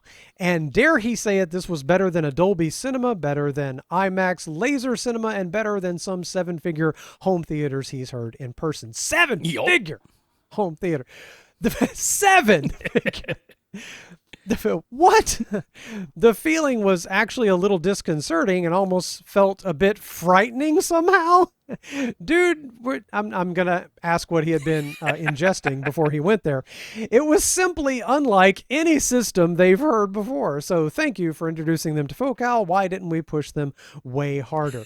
Well, I don't know that the average person is going to have this sort of psychedelic experience with Focal, but I mean, they are nice. And if a room is set up correctly, and everything is calibrated correctly and you have very good quality speakers, it can be unlike anything you've heard before. And the character of certain speakers sometimes can just rub you right. Absolutely. Yeah. I mean, I don't like to overhype anything because we have such a breadth of reactions from people. I know from Karl's many emails that he sends. Yes, Karl is prolific. Karl is the sort of person who appreciates any noticeable difference. If there's any noticeable difference to Karl, that is significant. And I got no beef with that. That's perfectly reasonable. But there are other people who will go, I did notice a difference. It wasn't gigantic, so I don't really care. And you know what? That's reasonable too. And so when I'm trying to give recommendations and general advice on the podcast, I don't like to overhype stuff because, I mean, the forums are fraught with overhype. And I don't like to do that. I said, I really like the Focal sound. Out of a whole list of speakers that he gave, I picked two, and I said Revel and Focal. And I'm like, those are the ones I would point you to. Those are the ones I really like. He listened to the Revels. He thought they were really good. He heard some JBL synthesis. He's like, that was my second favorite. I thought I liked those the best until he heard the Focals. So it's like, I don't think I steered you wrong. And I don't want to overhype it. Because, I mean, if I start going, these are the greatest speakers, I mean, what does that get me? There's only going to be people who... It gets you a bunch of haters who like other speakers. There's That's only going to be people who disagree at that point. And you know what? They're right, because it is subjective what you like the most. Yeah. So... yeah, I'm not going to push them harder than I do, just like Ascend. I like Ascend as well. I was like, hey, if Ascend made in-wall speakers, I might have pointed you there too. But in terms of this sort of like disconcerting, almost like frightening, like what's going on with that experience, that's what I love as well. I've referred to it in the past as the uncanny sense of realism, the almost eerie type of sound that you get when... I don't know exactly how to measure it. I attribute much of it to transient response because that is a place where the Focal speakers excel. That is a place where the RAL ribbon tweeters excel that Ascend uses, is in transient response, which is faster than almost any other speakers that are out there, except for ones that use similar designs. It's that the hairs stand up on the back of your neck. It's your dog is going to wig out when something makes a sound on TV because there's that difference between, hey, that sounds really good, but I still know it's coming from speakers, versus that just sounds real. That just sounds real. Yes. I remember the first time I had that kind of experience when I was probably only about 20 years old, and I had no experience with really good home theater, anything. And I remember I was in Tennessee, and I went to a electronics store, and there was a system, a Bang & Olufsen system with these tall, skinny towers that had like 10 small drivers on them. And I was listening to a song that had piano in it, and I remember just stopping in my tracks and going, wait, what? Like, I was looking around going, the piano, where's how in the world is this? How can you possibly like, and you kind of get a little tingly, like, oh my God. And so I've had a few moments like that. And I'm pretty sure that's what he was describing, because that sounds exactly like it. And yeah, I love that experience. It doesn't happen with every recording, because not every recording is good. It only happens with good recordings. But when it happens, it like, I don't like using the word magic in that, but it has that. That's the little bit next level. Sometimes you got to pay a lot to get there, but to me, that's the thing that's really worth it. So I love that you found some speakers that do that for you, your hat. Because I mean, I got no beef with this. If this is the one that floats your boat, I'm like, yeah, it floats my boat too, frankly. So no disagreement there, and great.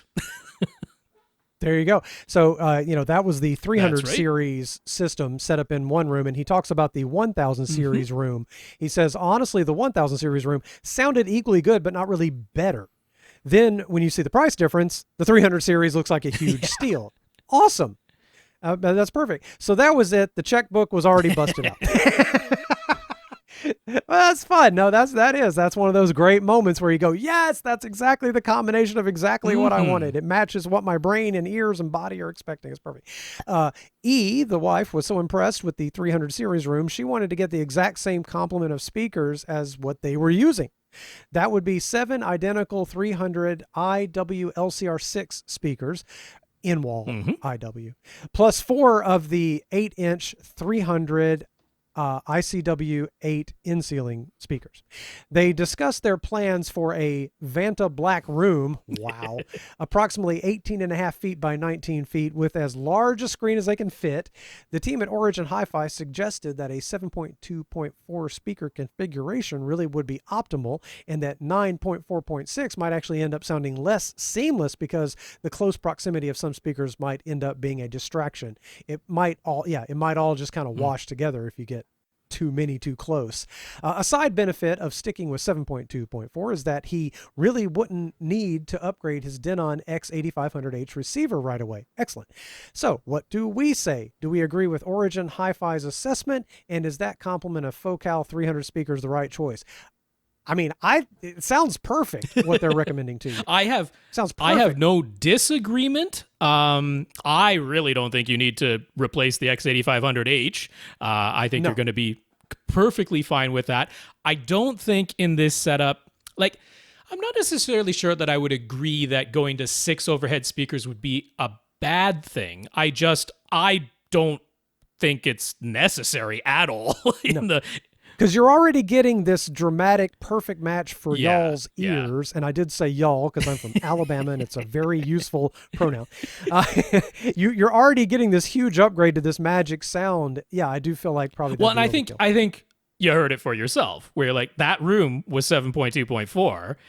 It was not a dissimilar size. The demo room that they were in for the 300 series was not a dissimilar size from the room they're going to have. Right. Like, did you feel like there was a hole of sound missing directly above you that top middles would solve? Like, no, of course you didn't, because apparently not. He was transported to an astral plane, and if you got the 4 speakers above you, in front, behind, to your left, and to your right, that moves the sound around above you as much as you need it to. So I don't think you need 6 overheads. Me with front wides, like it was because he mentioned front wides specifically, and they were saying they've had installations where they put in front wides and it ended up being a bit of a detriment. It didn't sound as good with the front wides as without them. So that's how they arrived at 7.2.4.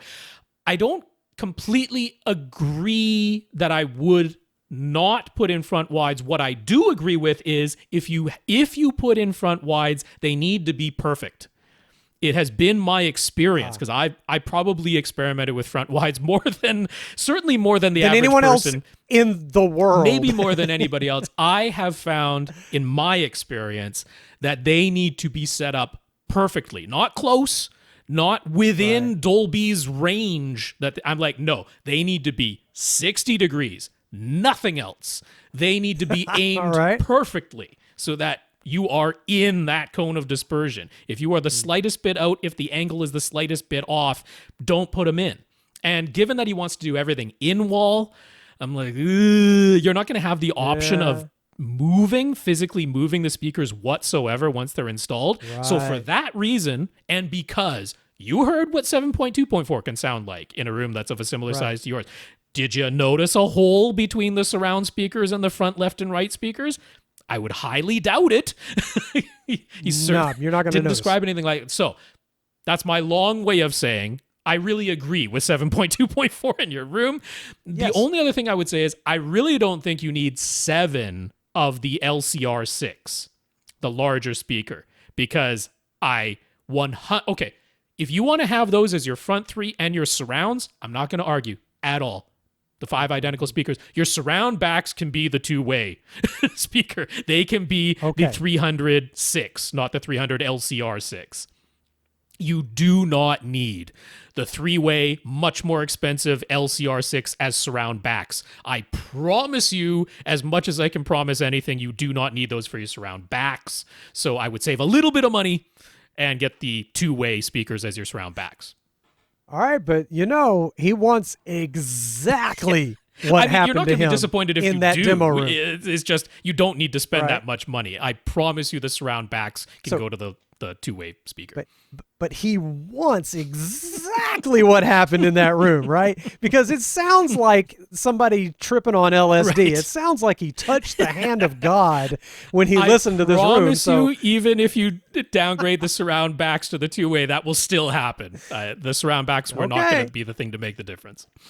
His sense of self will still dissolve and he'll transfer to outer space. And yeah, okay. All right. No, I agree. 724. Go for it. I think he's going to love it. A couple more questions from him, of course. They were able to demo the new JVC NZ7 laser projector, or NZ7 if you're not from around here. He had been thinking of ordering the NZ8, but that NZ7 already looked better than their current NX7 model, and it would be $5,000 less expensive. Yes. And yes, Rob, I've heard you and Tom talk about the difference is a measurable thing, but if you looked at one and then looked at another one a few seconds later, you'd be hard pressed to see. Side by side, you might be able to see the difference, but right. Side by side, maybe. You're not going to have the two projectors side by side. I know that much. Yeah. Right. The demo room was larger than their Vanta Black Theater is going to be, and they were using a 165-inch acoustically transparent screen. This was the 1000 series room where they had the projection set up. Right. Yeah. Right. Karl and E had been thinking that they'd need to go with a 135-inch screen size since they wanted the center speaker to go below the screen and to avoid an acoustically transparent screen. But this demo was very impressive. This sounds like the place to go, by the way. And E even wanted the same 165-inch size after seeing it. That might be a problem for the throw distance of the projector, though, and 150 inches is likely the largest they can physically go. Just in general, what are our thoughts on all of that? I think I'm betting your thoughts, Rob, are the same as mine, is this is a parallel thought process here. Don't overdo it. You can already get some magic in less than that 165-inch screen. Well, because your room is different. To me, you don't even have the option of the 165-inch in a room that's a little bit less than 19 feet long. The throw distance just isn't going to work. You have to remember there's a certain distance that has to be between the screen and the lens of the projector, but then there is the body of the projector behind that lens, and then JVC wants you to have some air behind the projector. They don't want it butted right against the back wall for airflow. You actually need 28 inches of space from the lens to the back wall, because the body of the projector is just shy of 20 inches deep, and they want you to have 8 inches of air behind the projector. So that's 28 inches taken up from your slightly less than 19-foot long room. That ends up working out to where you can get a 150-inch image, you're at the full wide-angle end of the zoom, but you can do it. 150 will fit. 165 just isn't doable. So to me, okay, that's solved. Plus, 165 in this larger room than yours, from slightly farther away than you're going to be sitting, worked out really nicely. Right. 150 in a slightly smaller room from slightly closer, it's going to give you the same field of view.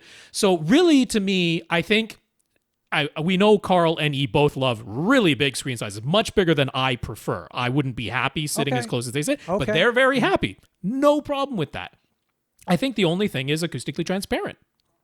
I think once you go beyond 135, you do start running into issues of just sheer size trying to put the speakers around that screen. That center is going to be very low. That's right. Very, very low. And even the front, left, right start getting pushed like right into the corners of the room, that type of thing. Yeah. You saw firsthand what your projector that you want to buy on the acoustically transparent screen that they sell looks like, and you were really impressed by it. So I think going to acoustically transparent is the part that makes sense here. I think you love the bigger screen size and you weren't super happy with 135. Go for the 150. Don't go for the 165. That'll make you upset because the image will not fill the screen. Physically, it's not going to happen. So go for the 150 and go acoustically transparent. I think you'll be very happy. There you go. But I do respect that. I'm a fellow overthinker, so I respect all this. But I think that nails it. Now, hearing you say that he particularly likes very large fields of view, then yes, the 150 is your sweet spot for your preferences. Another question from him. They're still struggling a bit with the subwoofer options. Origin Hi-Fi's Focal 1000 series room was using Focal's in-wall subwoofers, and they seemed impressive, but it's not as though he was measuring to see how low they were actually playing.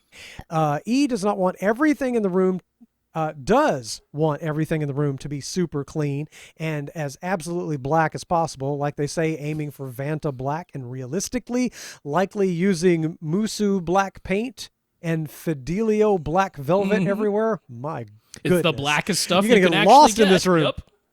You got to step in this room and just fall over. Karl already owns a pair of SVS cylinder subs. They aren't identical. One is a PC13 Ultra and the other is a PC12 Plus.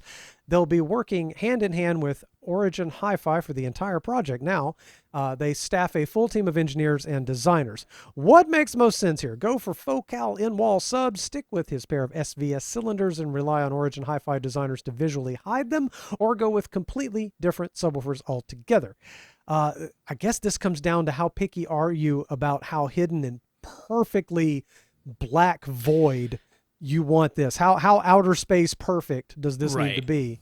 And I mean, if that outweighs the sound quality, because surely these SVS subwoofers are good enough as far as the sound heavens, goes. Yes. And there's no problem using the two of those together in this room size, because it's like 18.5 by 19 by, the ceiling's going to be a bit high, but like 9 or 10 feet. Like, you're just not running anywhere close to the volume where a PC12 Plus is going to be pushed beyond its boundaries or anything like that. So no problem using those subs together.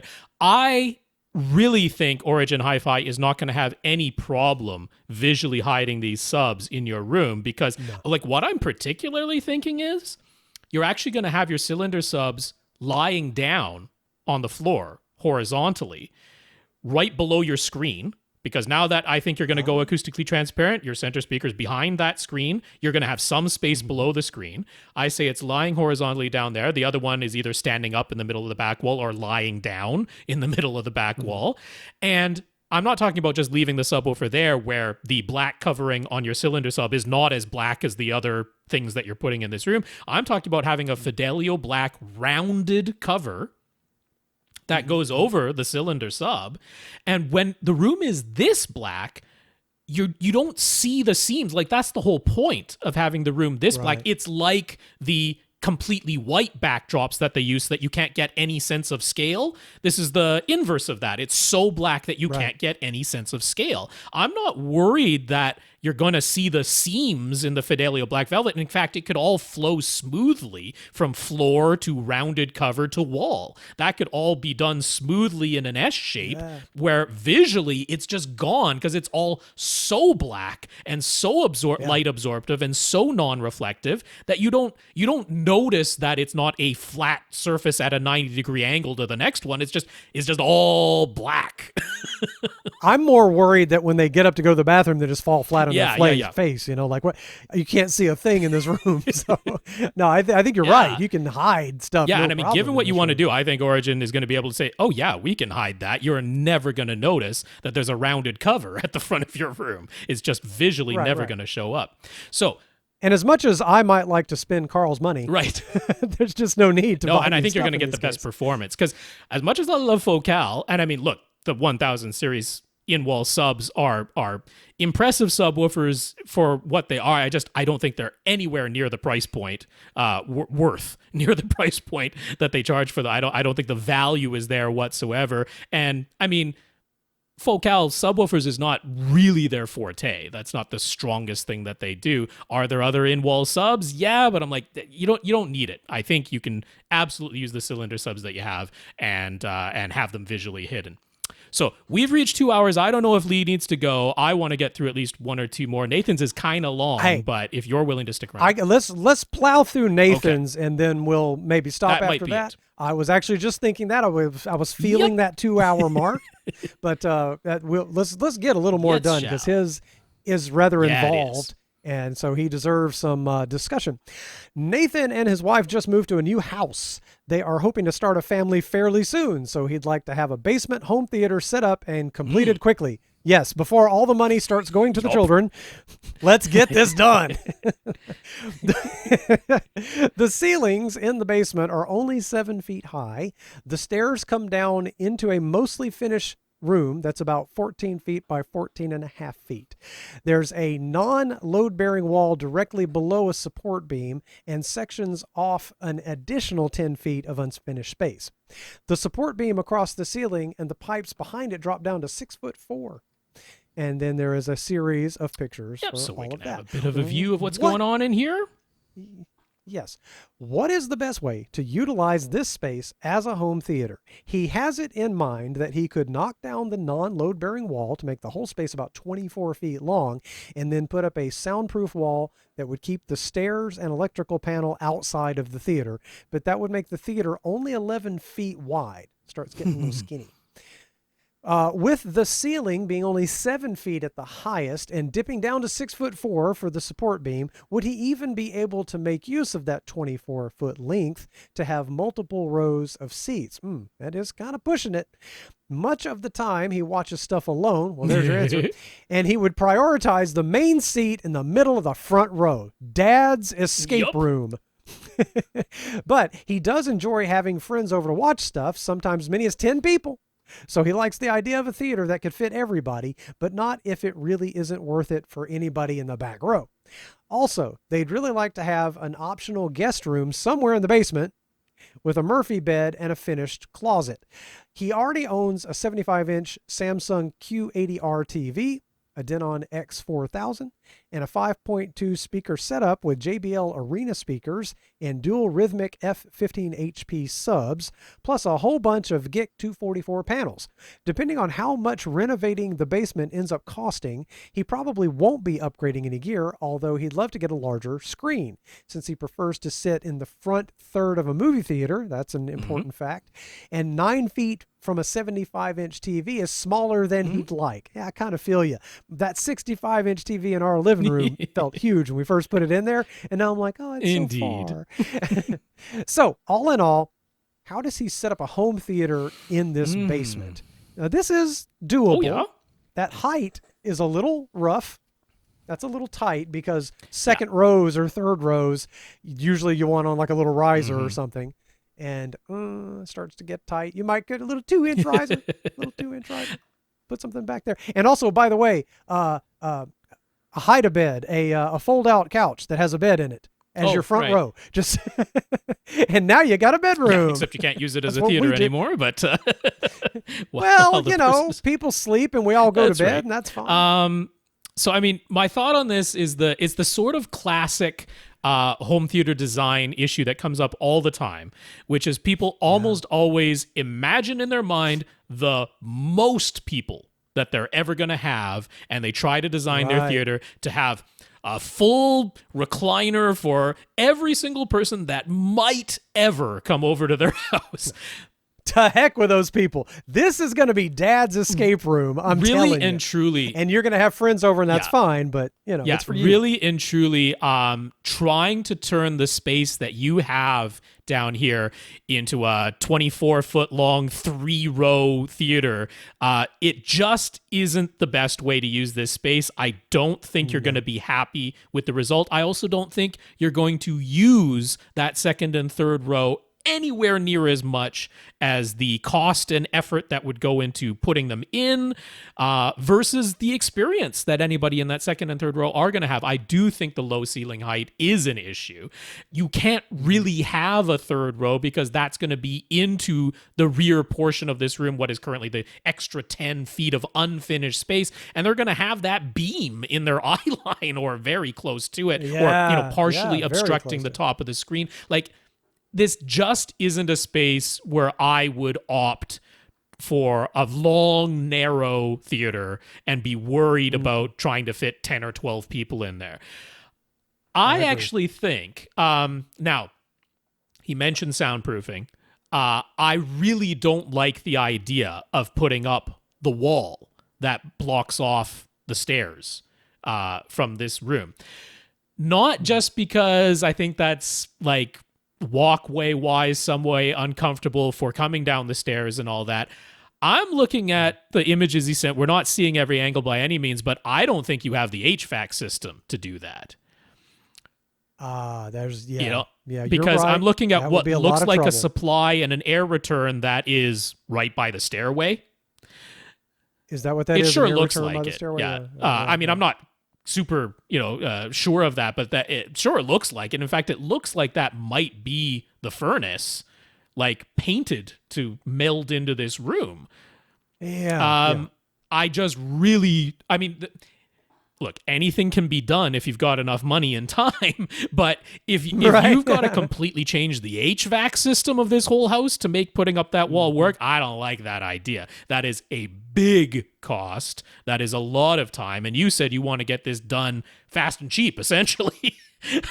Also, no, you want to get this done. If it's family time, exactly. Get it done. Also, that non-load bearing wall, it is held up by a support column. Again, it's been painted to blend in against the stairs, but like that's going to have to be incorporated if you build a wall that goes across the stairs. Again, none of this stuff is impossible, but it's all time and money that it doesn't really sound like you have, to be completely honest. Yeah. So what I end up thinking is, let's not really change too much.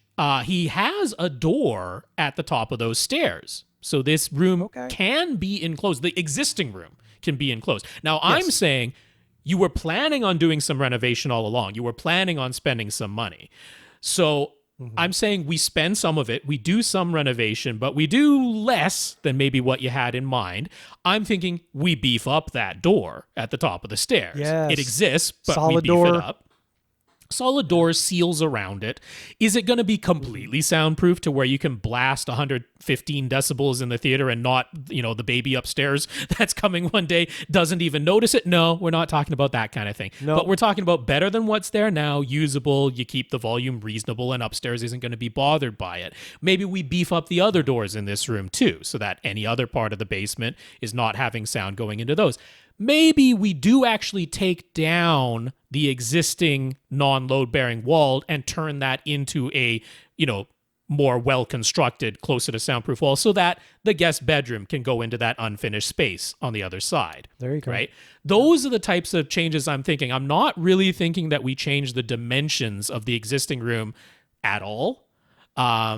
I think the renovation that we do are those things. We add a little bit of soundproofing here, we beef up the doors, and we kind of keep this 14 by 14 and a half foot space. That's including the stairs, so you don't really have that as usable space, but that's like the full volume. Because you can already enclose it, and that's a decent size for 4 seats, And if you want to bring down a few bar stools that go behind there when some guests come over and throw some bean bags in front of those 4 seats, it's going to work just fine. It's actually quite a comfortable size that you've got right now. I don't know about you, but anytime I've ever had as many as 10 people at this house, it was an eating, drinking, talking event.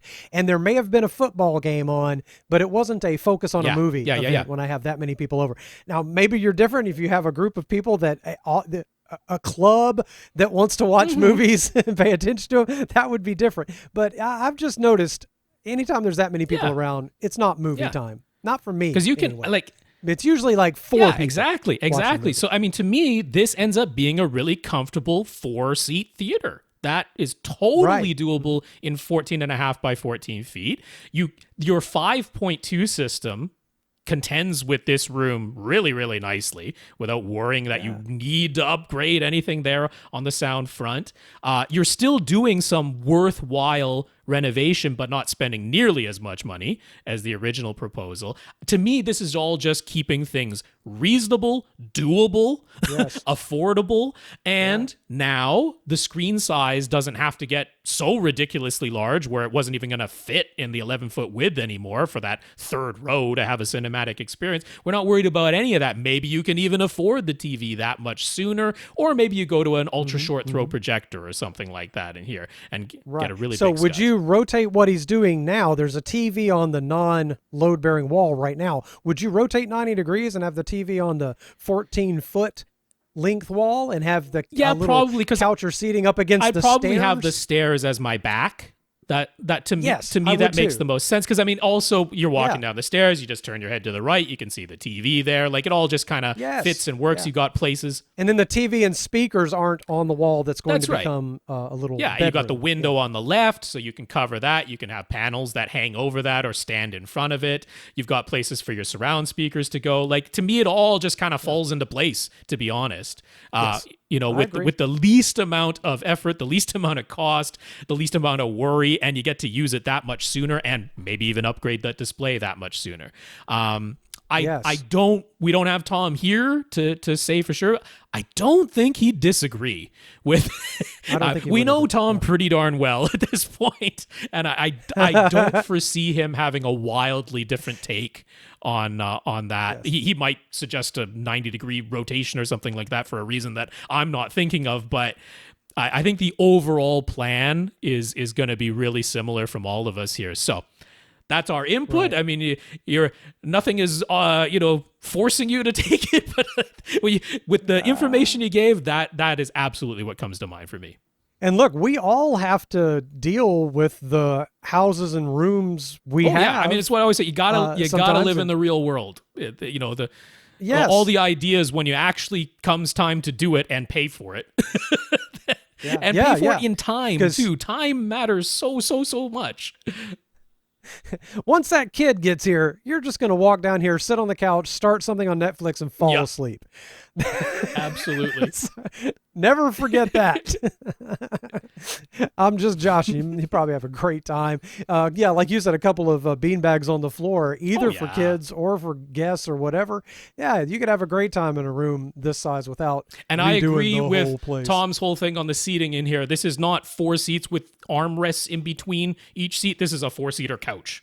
That's what you want in here. You 100% want a 4-seater couch. Yep. Maybe one of them has the extension, the chaise lounge type of look on one side, or maybe both sides even. But that's kind of what you want, because you're gonna fall asleep down here. It's guaranteed. I mean, it's going to be wonderful, actually. And when I say fall asleep down there, I mean, how nice does that sound? Nice little basement. It's all perfect. Your sound quality is great. Your video looks good. Yeah, just as once you get everything cleared out of here so that there's not a treadmill in the middle of your home theater, it's going to seem bigger and better. And so I think you're going to love it. Okie doke. Like that. I think we nailed that one. But that puts us beyond or around our 2 hour It sure mark, does. Right? Oh, well past that. We're 2:15 here, so. People who need 2 hours of us, they're satisfied now, right? Tom's going to come back and be like, how were there 4 questions left? Like, it was you and Lee. What the heck went on? And it was 2 hours and 15 minutes and we still have this. But no, that's how it goes. Episode 800's coming up. So once again, if you want to be eligible for the giveaway that's going on, furnished by James House of Cards as a open box U mic 1 and SPL meter, then sign on up for Patreon. It's your last chance to do it. So patreon.com/AVRant podcast. Sign up for that for as little as $1, and you can be in on that. And next episode 800, Tom and I will pick a name at random, and that'll be who gets those things. So that's wonderful. I want to mention that the people left on our list that we'll be starting with next week are Ilongo, Bertrand, Jason, and Jay.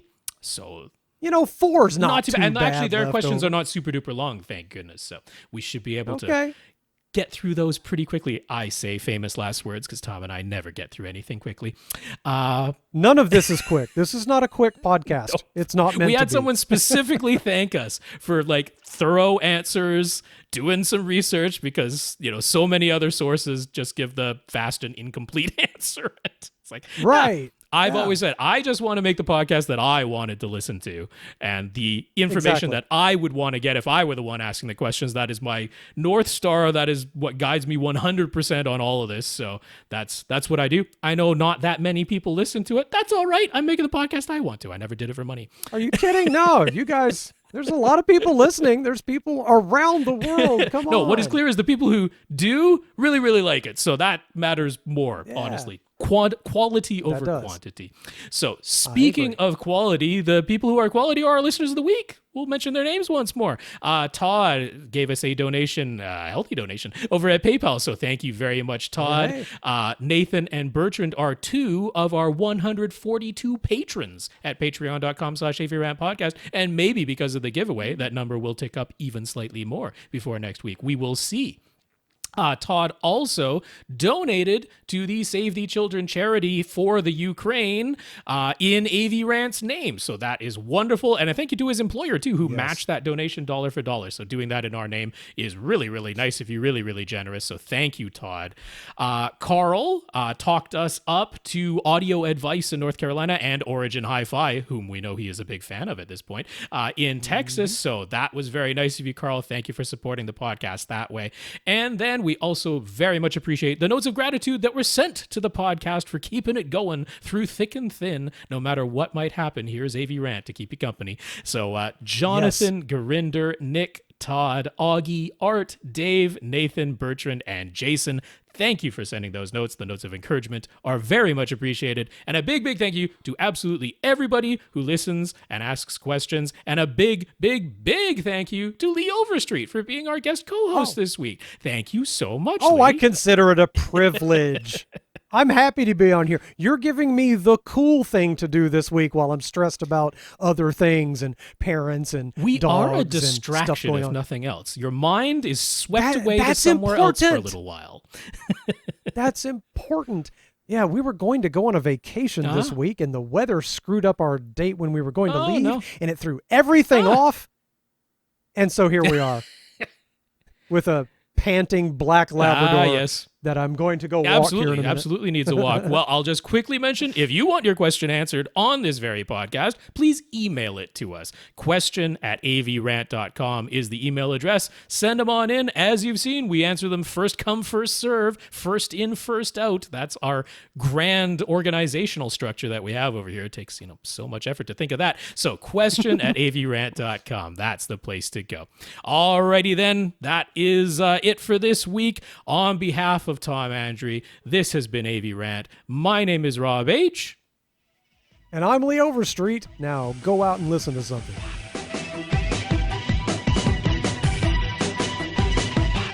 Want your question answered? Send it to question@avrant.com.